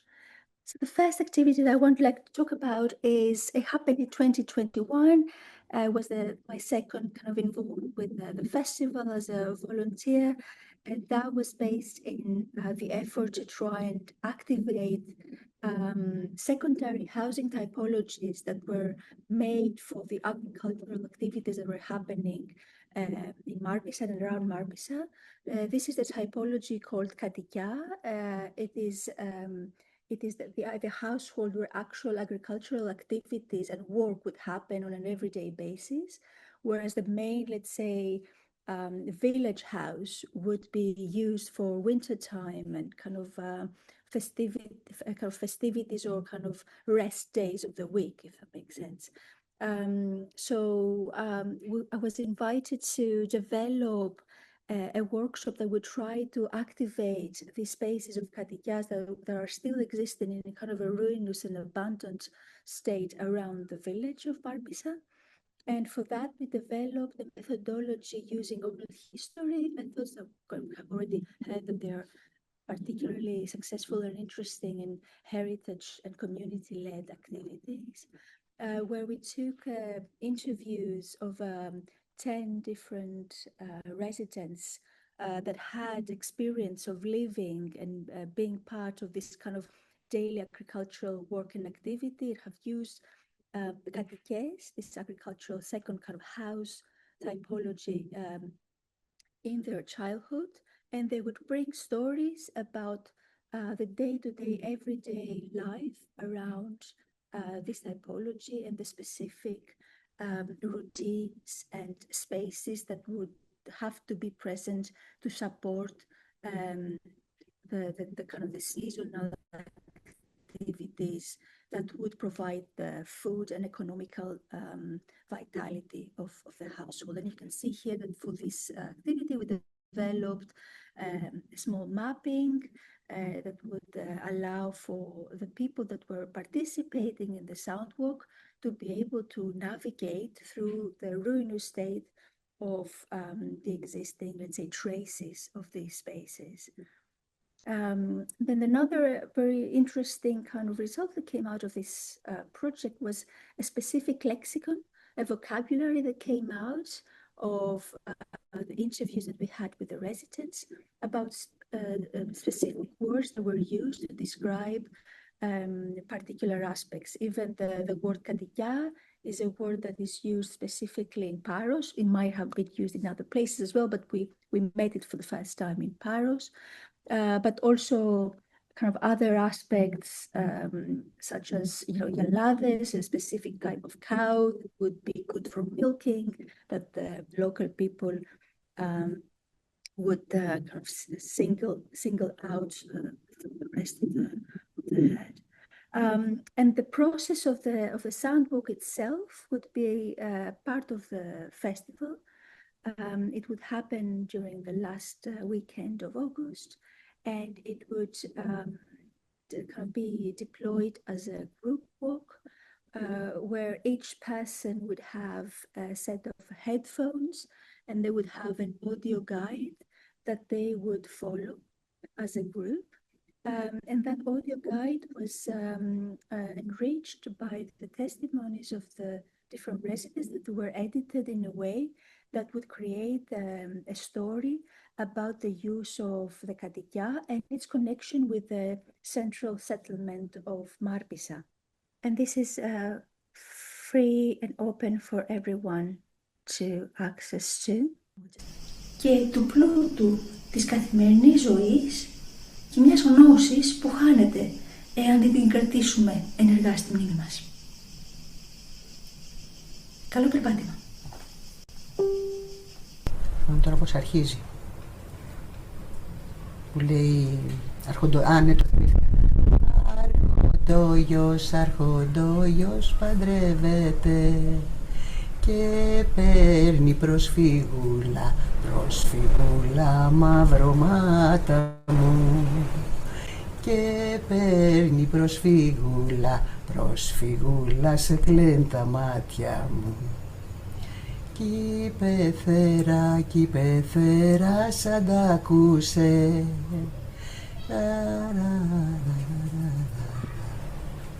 Προσφυγούλα μαυρομάτα μου, πιάνει δυο φίδια ζωντανά και ευθύς τα τηγανίζει. Προσφυγούλα μαυρομάτα μου.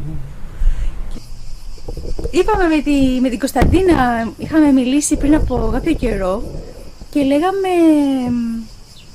πόσο θα μας άρεσε να κάνουμε μια έτσι μικρή έρευνα για όλες αυτές τις μικρές αγροτικές, τα μικρά αγροτικά κτίσματα που είναι ακριβώς έξω από τον οικισμό της Μάρπισσας. Και έτσι δημιουργήθηκε η ιδέα του να φτιάξουμε έναν ηχητικό περίπατο που να προσπαθεί να φέρει λίγο στο προσκήνιο την αξία αυτών. Έτσι. Και με την εμπειρία που είχαμε τώρα αυτού του χρόνου, με τον κορονοϊό, που βγήκαμε έξω και περπατήσαμε και ξαναβάλαμε την ύπαιθρο λίγο στη ζωή μας διαφορετικά, έτσι λέγαμε ότι έχει πολύ αξία να φέρουμε στο προσκήνιο αυτά τα κτήματα που τώρα κάποιοι ας πούμε γύρω μας που μιλάγαμε τις προάλλες ψιλοριμάζουνε, μας λένε ότι οι στέγες πέφτουν, βουλιάζουν και αυτά. Και βλέπουμε και εδώ ένα πολύ ωραίο παράδειγμα από πώς το έχετε προσέξει, πώς το έχετε φτιάξει. Και ουσιαστικά οι ερωτήσεις που θα κάνω και πιο πολύ συζήτηση θα κάνουμε είναι από περιέργεια, έτσι να μάθουμε από πού προέρχονται οι κατοικίες, τι ήτανε και πώς ήτανε, τι μέρος είχαν στην καθημερινή ζωή της Μάρπισσας. Άλλη ιστορία να σας πω. Όταν ήταν νέοι, νέοι ανήπαντροι, θα ήταν 18-20 χρονών, ξέρω εγώ κάπου εκεί, είχαν μαζέψει. I might stop sharing there and go back to the presentation.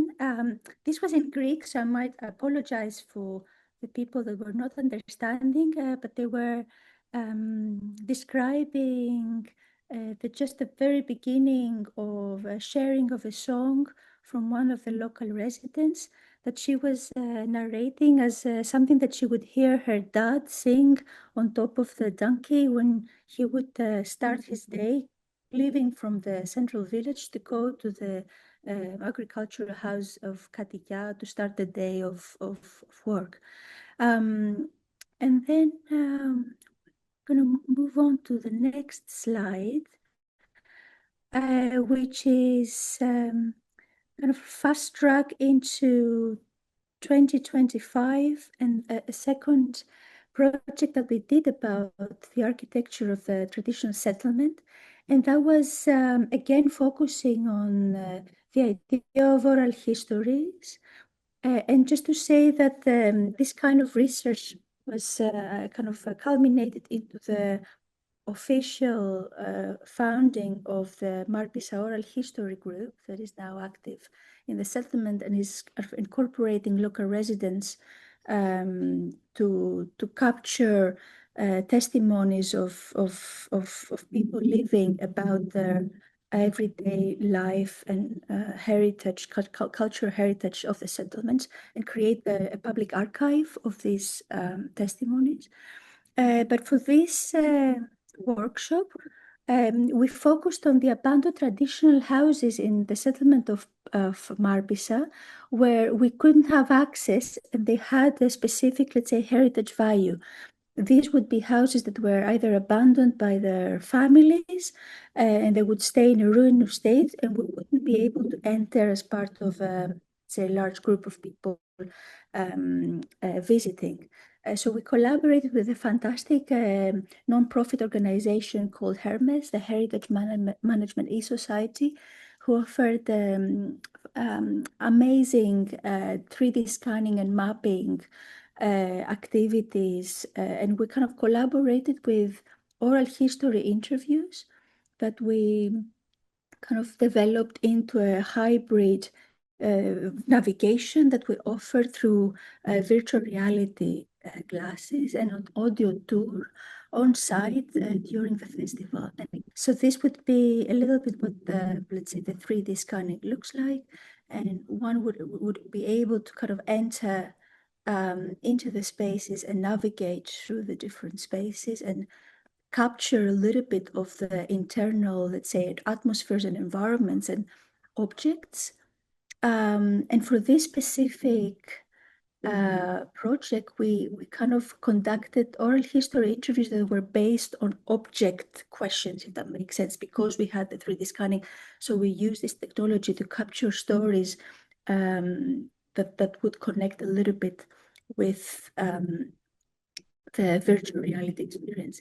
And you can see that every, let's say, little spot or point of interest is coupled with a small audio file and a text that is being kind of explaining what the audio is talking about and the key kind of themes that are coming out. And one would be able with the VRs to navigate and go through different parts of the typology of this house that they wouldn't be able to enter in another way. And I think I'm very close to the end of this.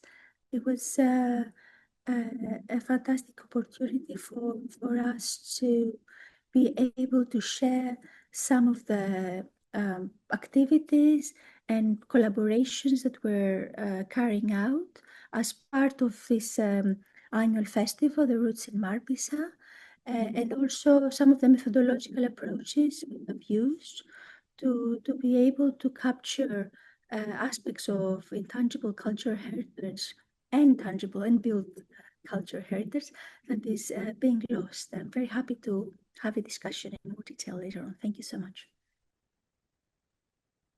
Thank you, Carolina. This was very interesting and also inspiring for all of us here. Now we continue to our Q&A session. So now it's time for you to please turn on your camera so we can meet you. And the session will be facilitated by Joanna. So Joanna, it's time for you. Thank you. Thank you, Anna. So now it's the time for all of you to leave your messages in the chat, to leave your questions or comments, either general comments or specific questions to some of our invited guests, our speakers and our participants from Echoes from the Field. It was truly a very fascinating session and presentations that covered a lot of topics and created, I think, a lot of issues to be discussed regarding sustainability, regarding what we call heritage-led development. We saw different scales and examples that vary from the urban fortification and other cultural heritage hotspots in Šibenik to rural heritage in Ireland, to the insular communities of Tinos and Paros in Greece.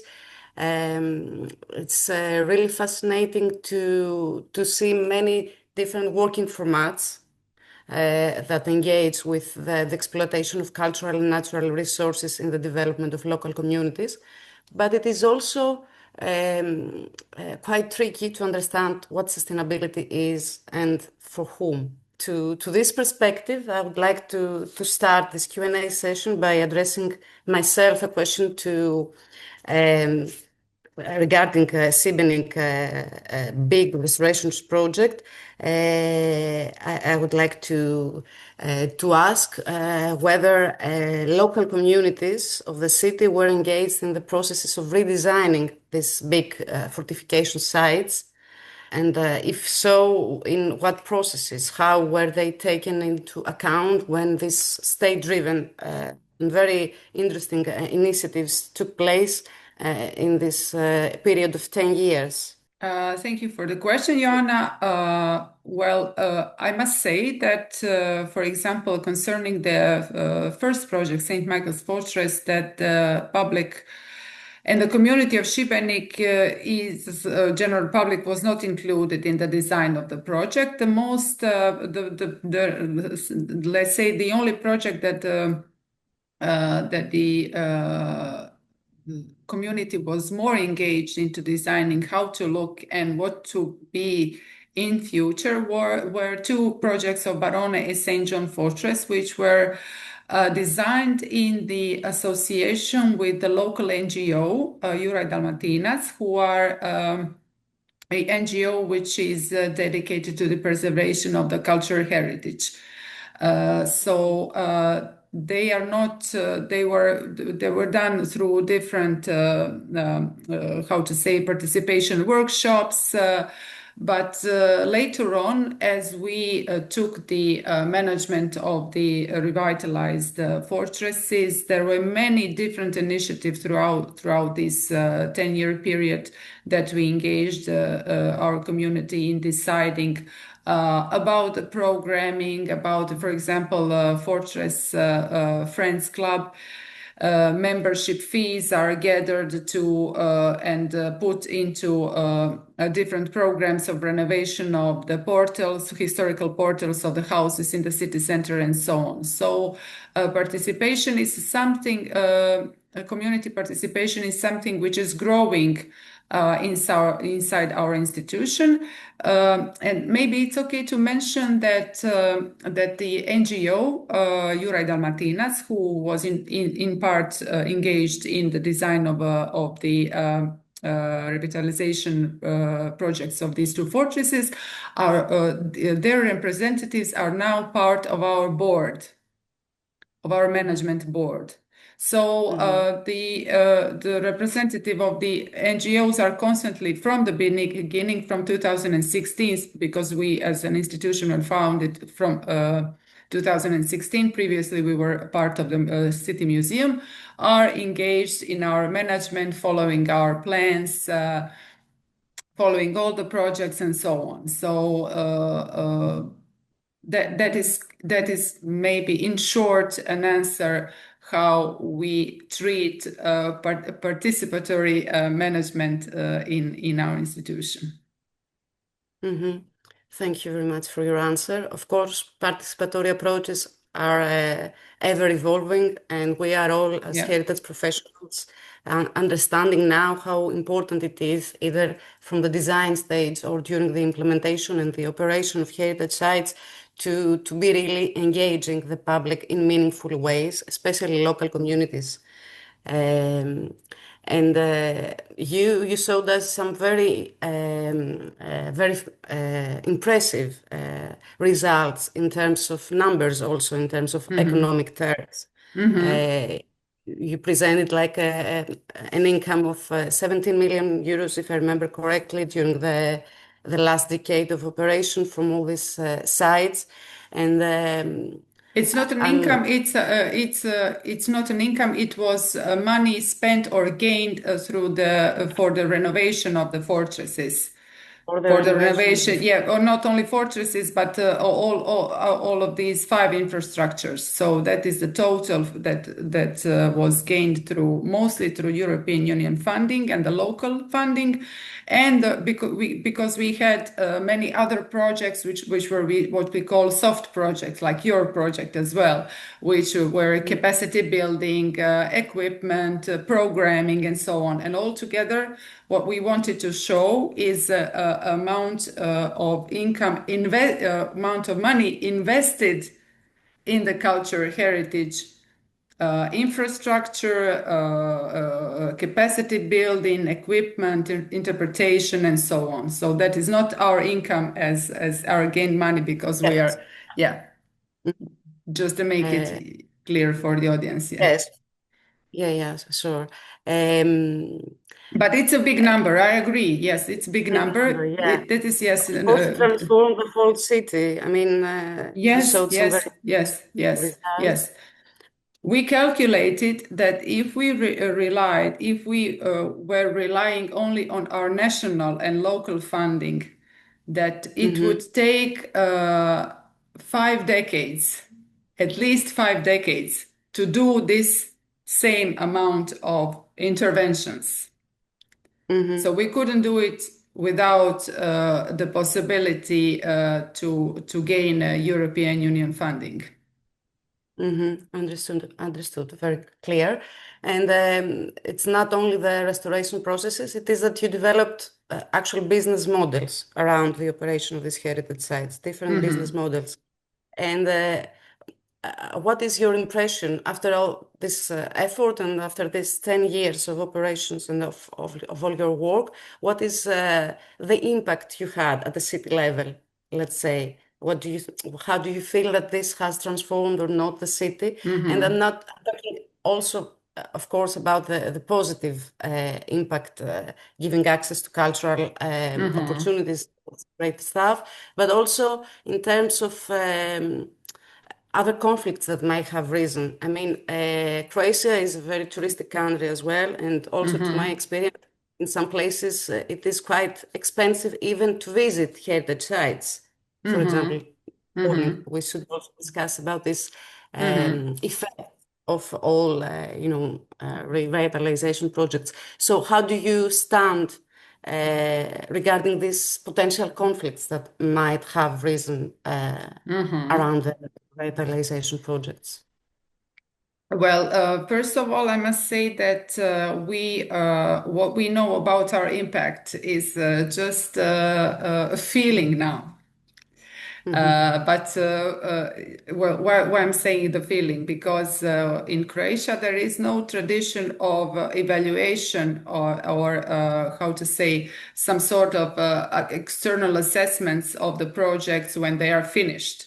Usually you are doing a cost-benefit analysis before the project starts. You do some research before the project starts, but rarely we have a situation when someone is assessing the project and the impacts, everything after 10 years. But that is precisely what we are doing now for the first time, I think, in our cultural heritage, let's say,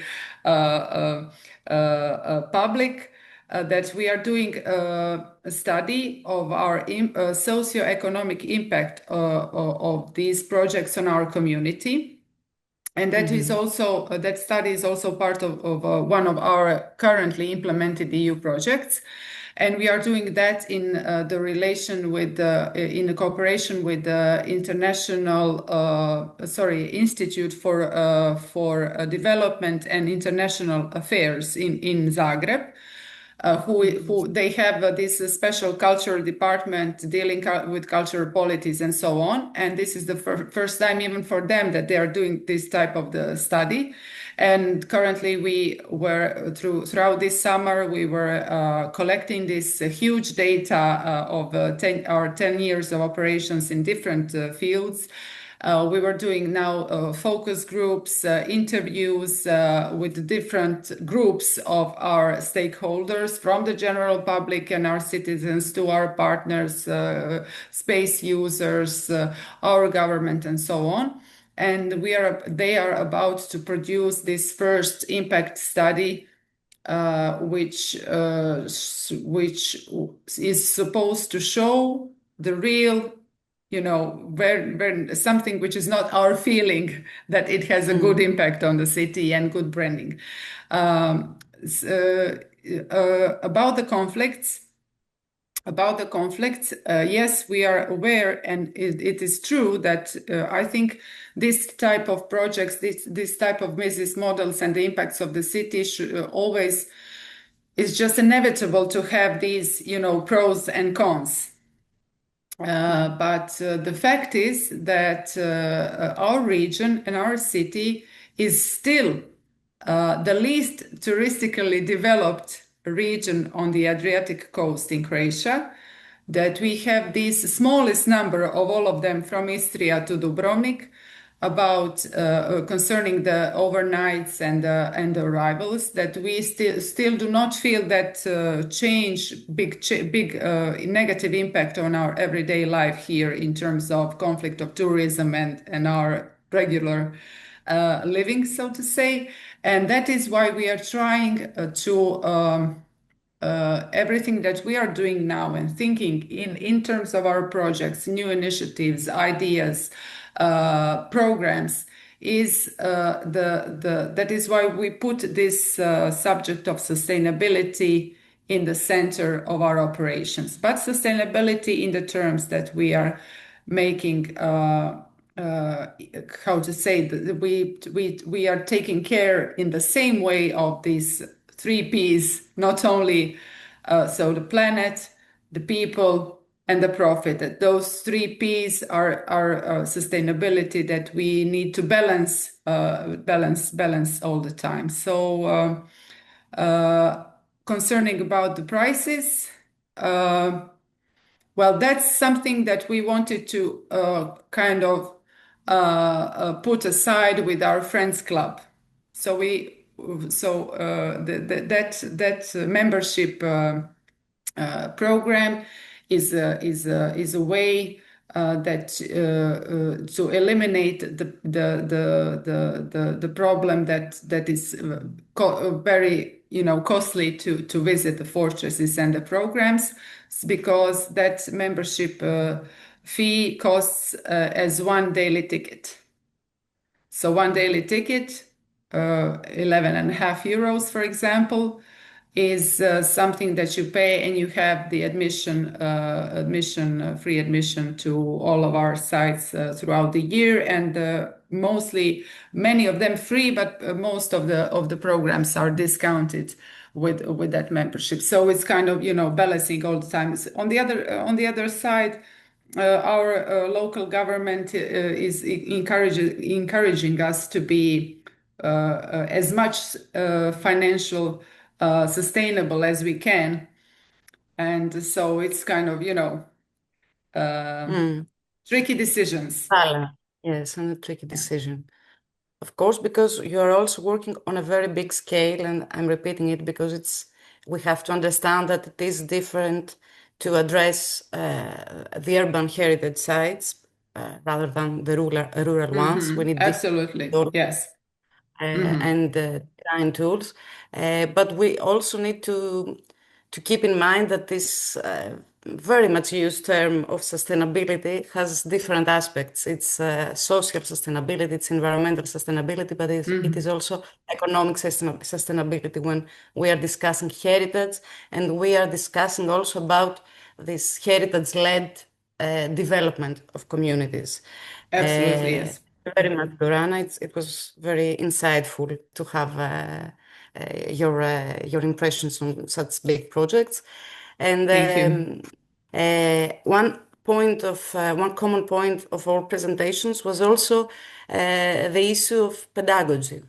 How do we educate people? How do we educate different categories of people and with different media?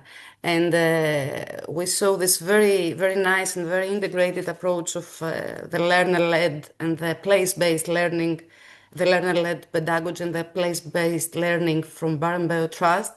And I would like to hear more from Mary regarding the differences or the issues you face when you are developing and implementing programs for adults rather than children.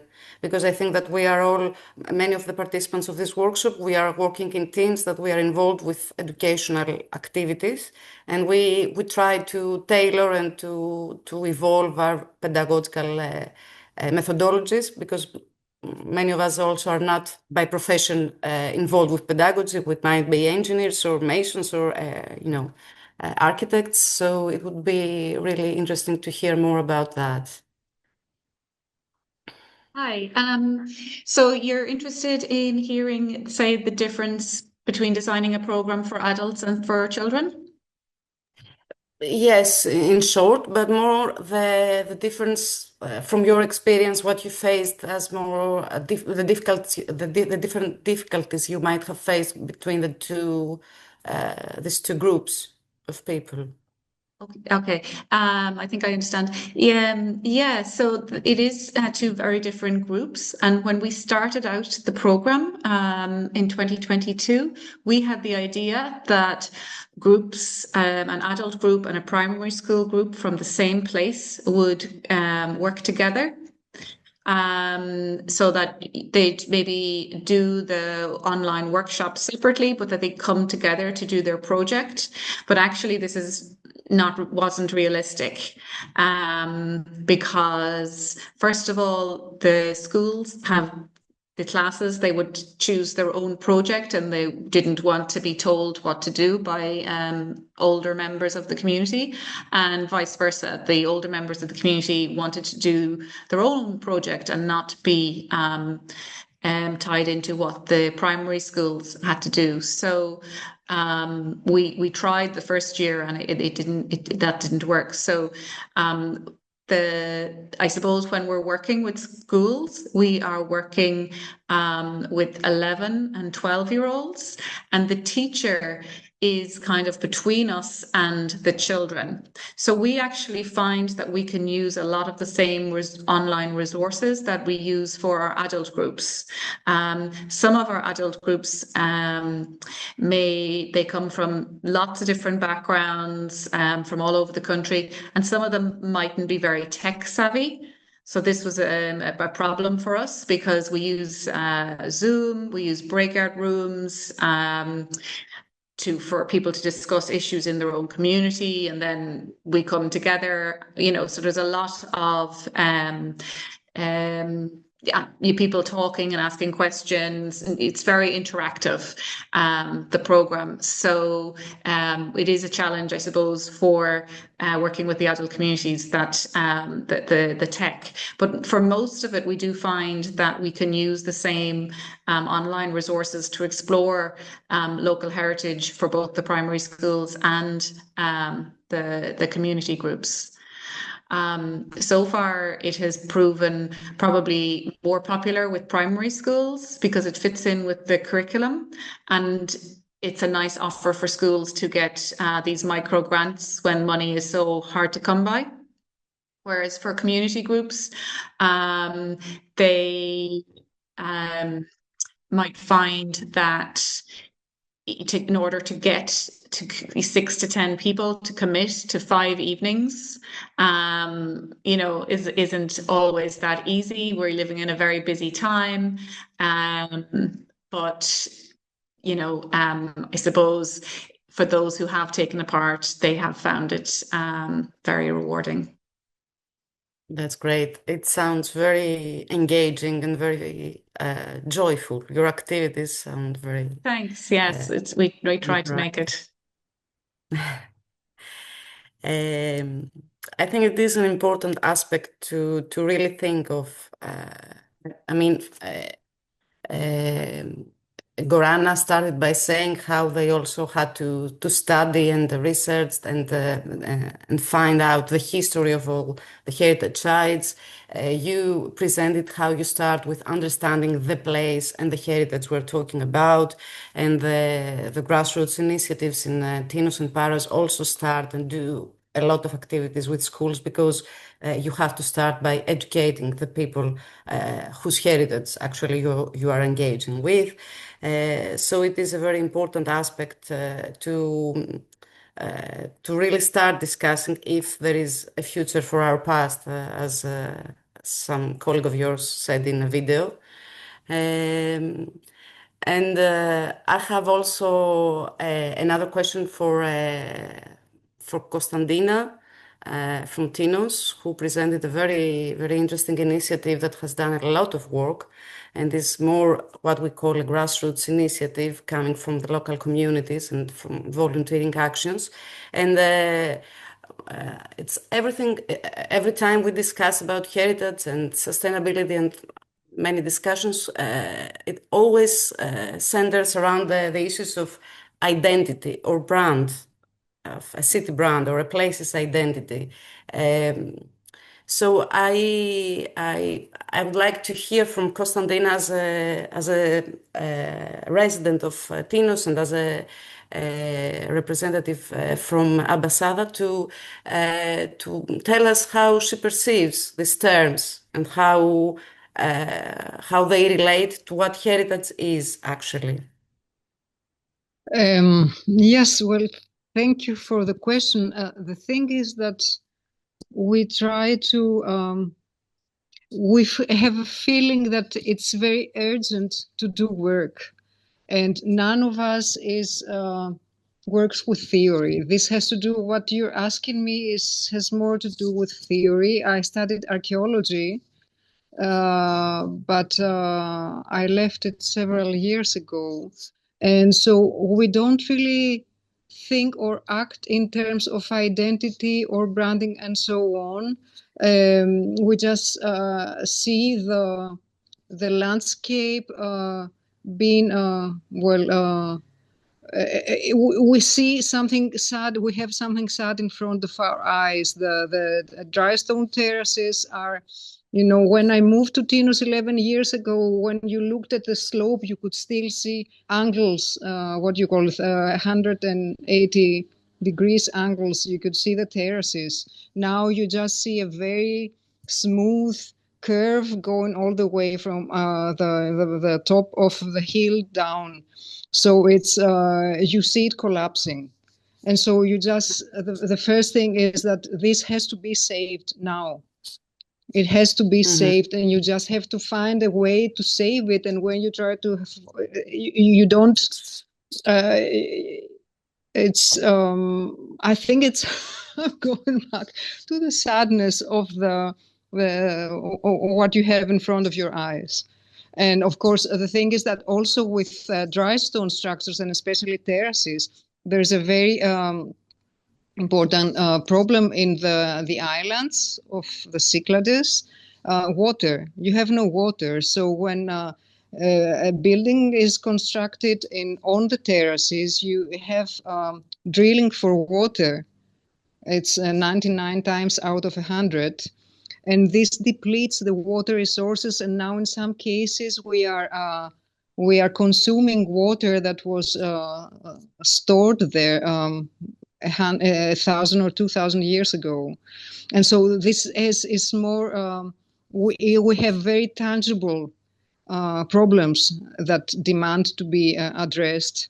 And so I don't think anyone thinks in terms of I'm the most theoretical of them all, if you can imagine. So it's, yes, we think more in terms of solving problems. Mm-hmm. So heritage is also a driver for pinpointing the urge for change, because it is a very sad situation what you're describing in Greek islands, and we are not only Greek islands, also Greek mountains, I would say. And it is a deteriorating situation regarding the protection of the architectural remnants and the architectural structures and the cultural heritage. But it is also this conflicts that I said before. I think there is the core of the discussion, how we can understand heritage when you have all these rural and urban areas in Europe undergoing profound transitions. The commodification of heritage, the touristic hurricane that you described, the energy rollouts that are taking place, different discussions and issues in many local communities regarding the whole agricultural restructuring that we are facing because the economic models have changed. So I'm understanding that heritage is moving from becoming a discussion, from being a discussion of common identity and place being into common needs of people, and we would like to use these terraces. We want the terraces not to collapse, so that can be used. Maybe not now, but maybe 10 years or 20 years. There are people that we hope that will be more people coming on this planet in the next decades. And so, and also we do believe that, these stone structures, if they are kept in order, they are really beautiful. They will attract tourism. They will attract money. People will make a profit out of it. And I'm afraid that at the moment we're using even the word heritage as a tool, I would say. So yes, it's a language that many people understand. It's a language that let us communicate right now among us. And so and I know that if one has to needs at some point to apply for European funding and so on, one will have to speak in terms of branding and identity and heritage and so on. But in practice, as I said, most people, that would be too much of theory for them. They just want to go out in the field and do work. That's usually what our colleagues from Dry Stone Wall Association of Ireland tell us. Okay. That's, I don't know if that answered your question. Yes. I mean, it's not, my intention was not to trigger a theoretical question. It's rather to hear from people living in the heritage environments we're discussing today, how they perceive heritage as identity or brand. And I'm saying that even in a provocative way. I'm using the term brand because it is also used in a more commodified way, let's say, without, of course, overlooking to what really heritage can mean for the community stewardship we've been discussing, the sense of belonging. These are all very important values for communities. But they all seem to be a little bit more surrounded by a little bit of marketing for places to be more attractive in economic ways and touristic ways. And I don't think that people living there actually think in terms of branding or heritage. Just leave it. It's like, a fish in the water. They just, especially with dry stone constructions, this is fantastic because one very interesting experience when we started going to schools to talk with teachers and explain them what teachers explain what we want to do. And you would see teachers of, say, 40 or 50 years old who were born and who were raised and lived all their lives in the island. They had no idea. They never noticed the dry stones around them. And actually, they had no idea about the environmental value of, retaining water, retaining the soil, and so on. And they would never use the word heritage unless they learned it. Mhm. So Exactly, because this is their daily life and their daily experience. This heritage and tradition, they are most words that we defined later on. I mean, it's people who lived in traditional environments, who formed these heritage skills or heritage structures, etc. They did not have an understanding of them as heritage. I mean, it was their daily life, of course, their, as you said, their needs, their the way they faced problems and found solutions. Thank you, Konstantina. thank you. Okay, thank you, Joanna. This was really nice to hear a little bit about everything in the end. So I hope these interesting topics bring you some new knowledge and inspiring ideas to your professional work and the communities you live in. For me, for sure. This was our third in a series of 6 online ECOS workshops. In the future, we will discuss about documentation of traditional knowledge, cultural exhibitions and design, and the creative industries and traditional crafts. So if you're interested in those topics, keep an eye on our social media channels. We will let you know when it's all going on. So we are now ending the recording. Thank you very much once again. Enjoy the rest of your day and see you next time. Thank you.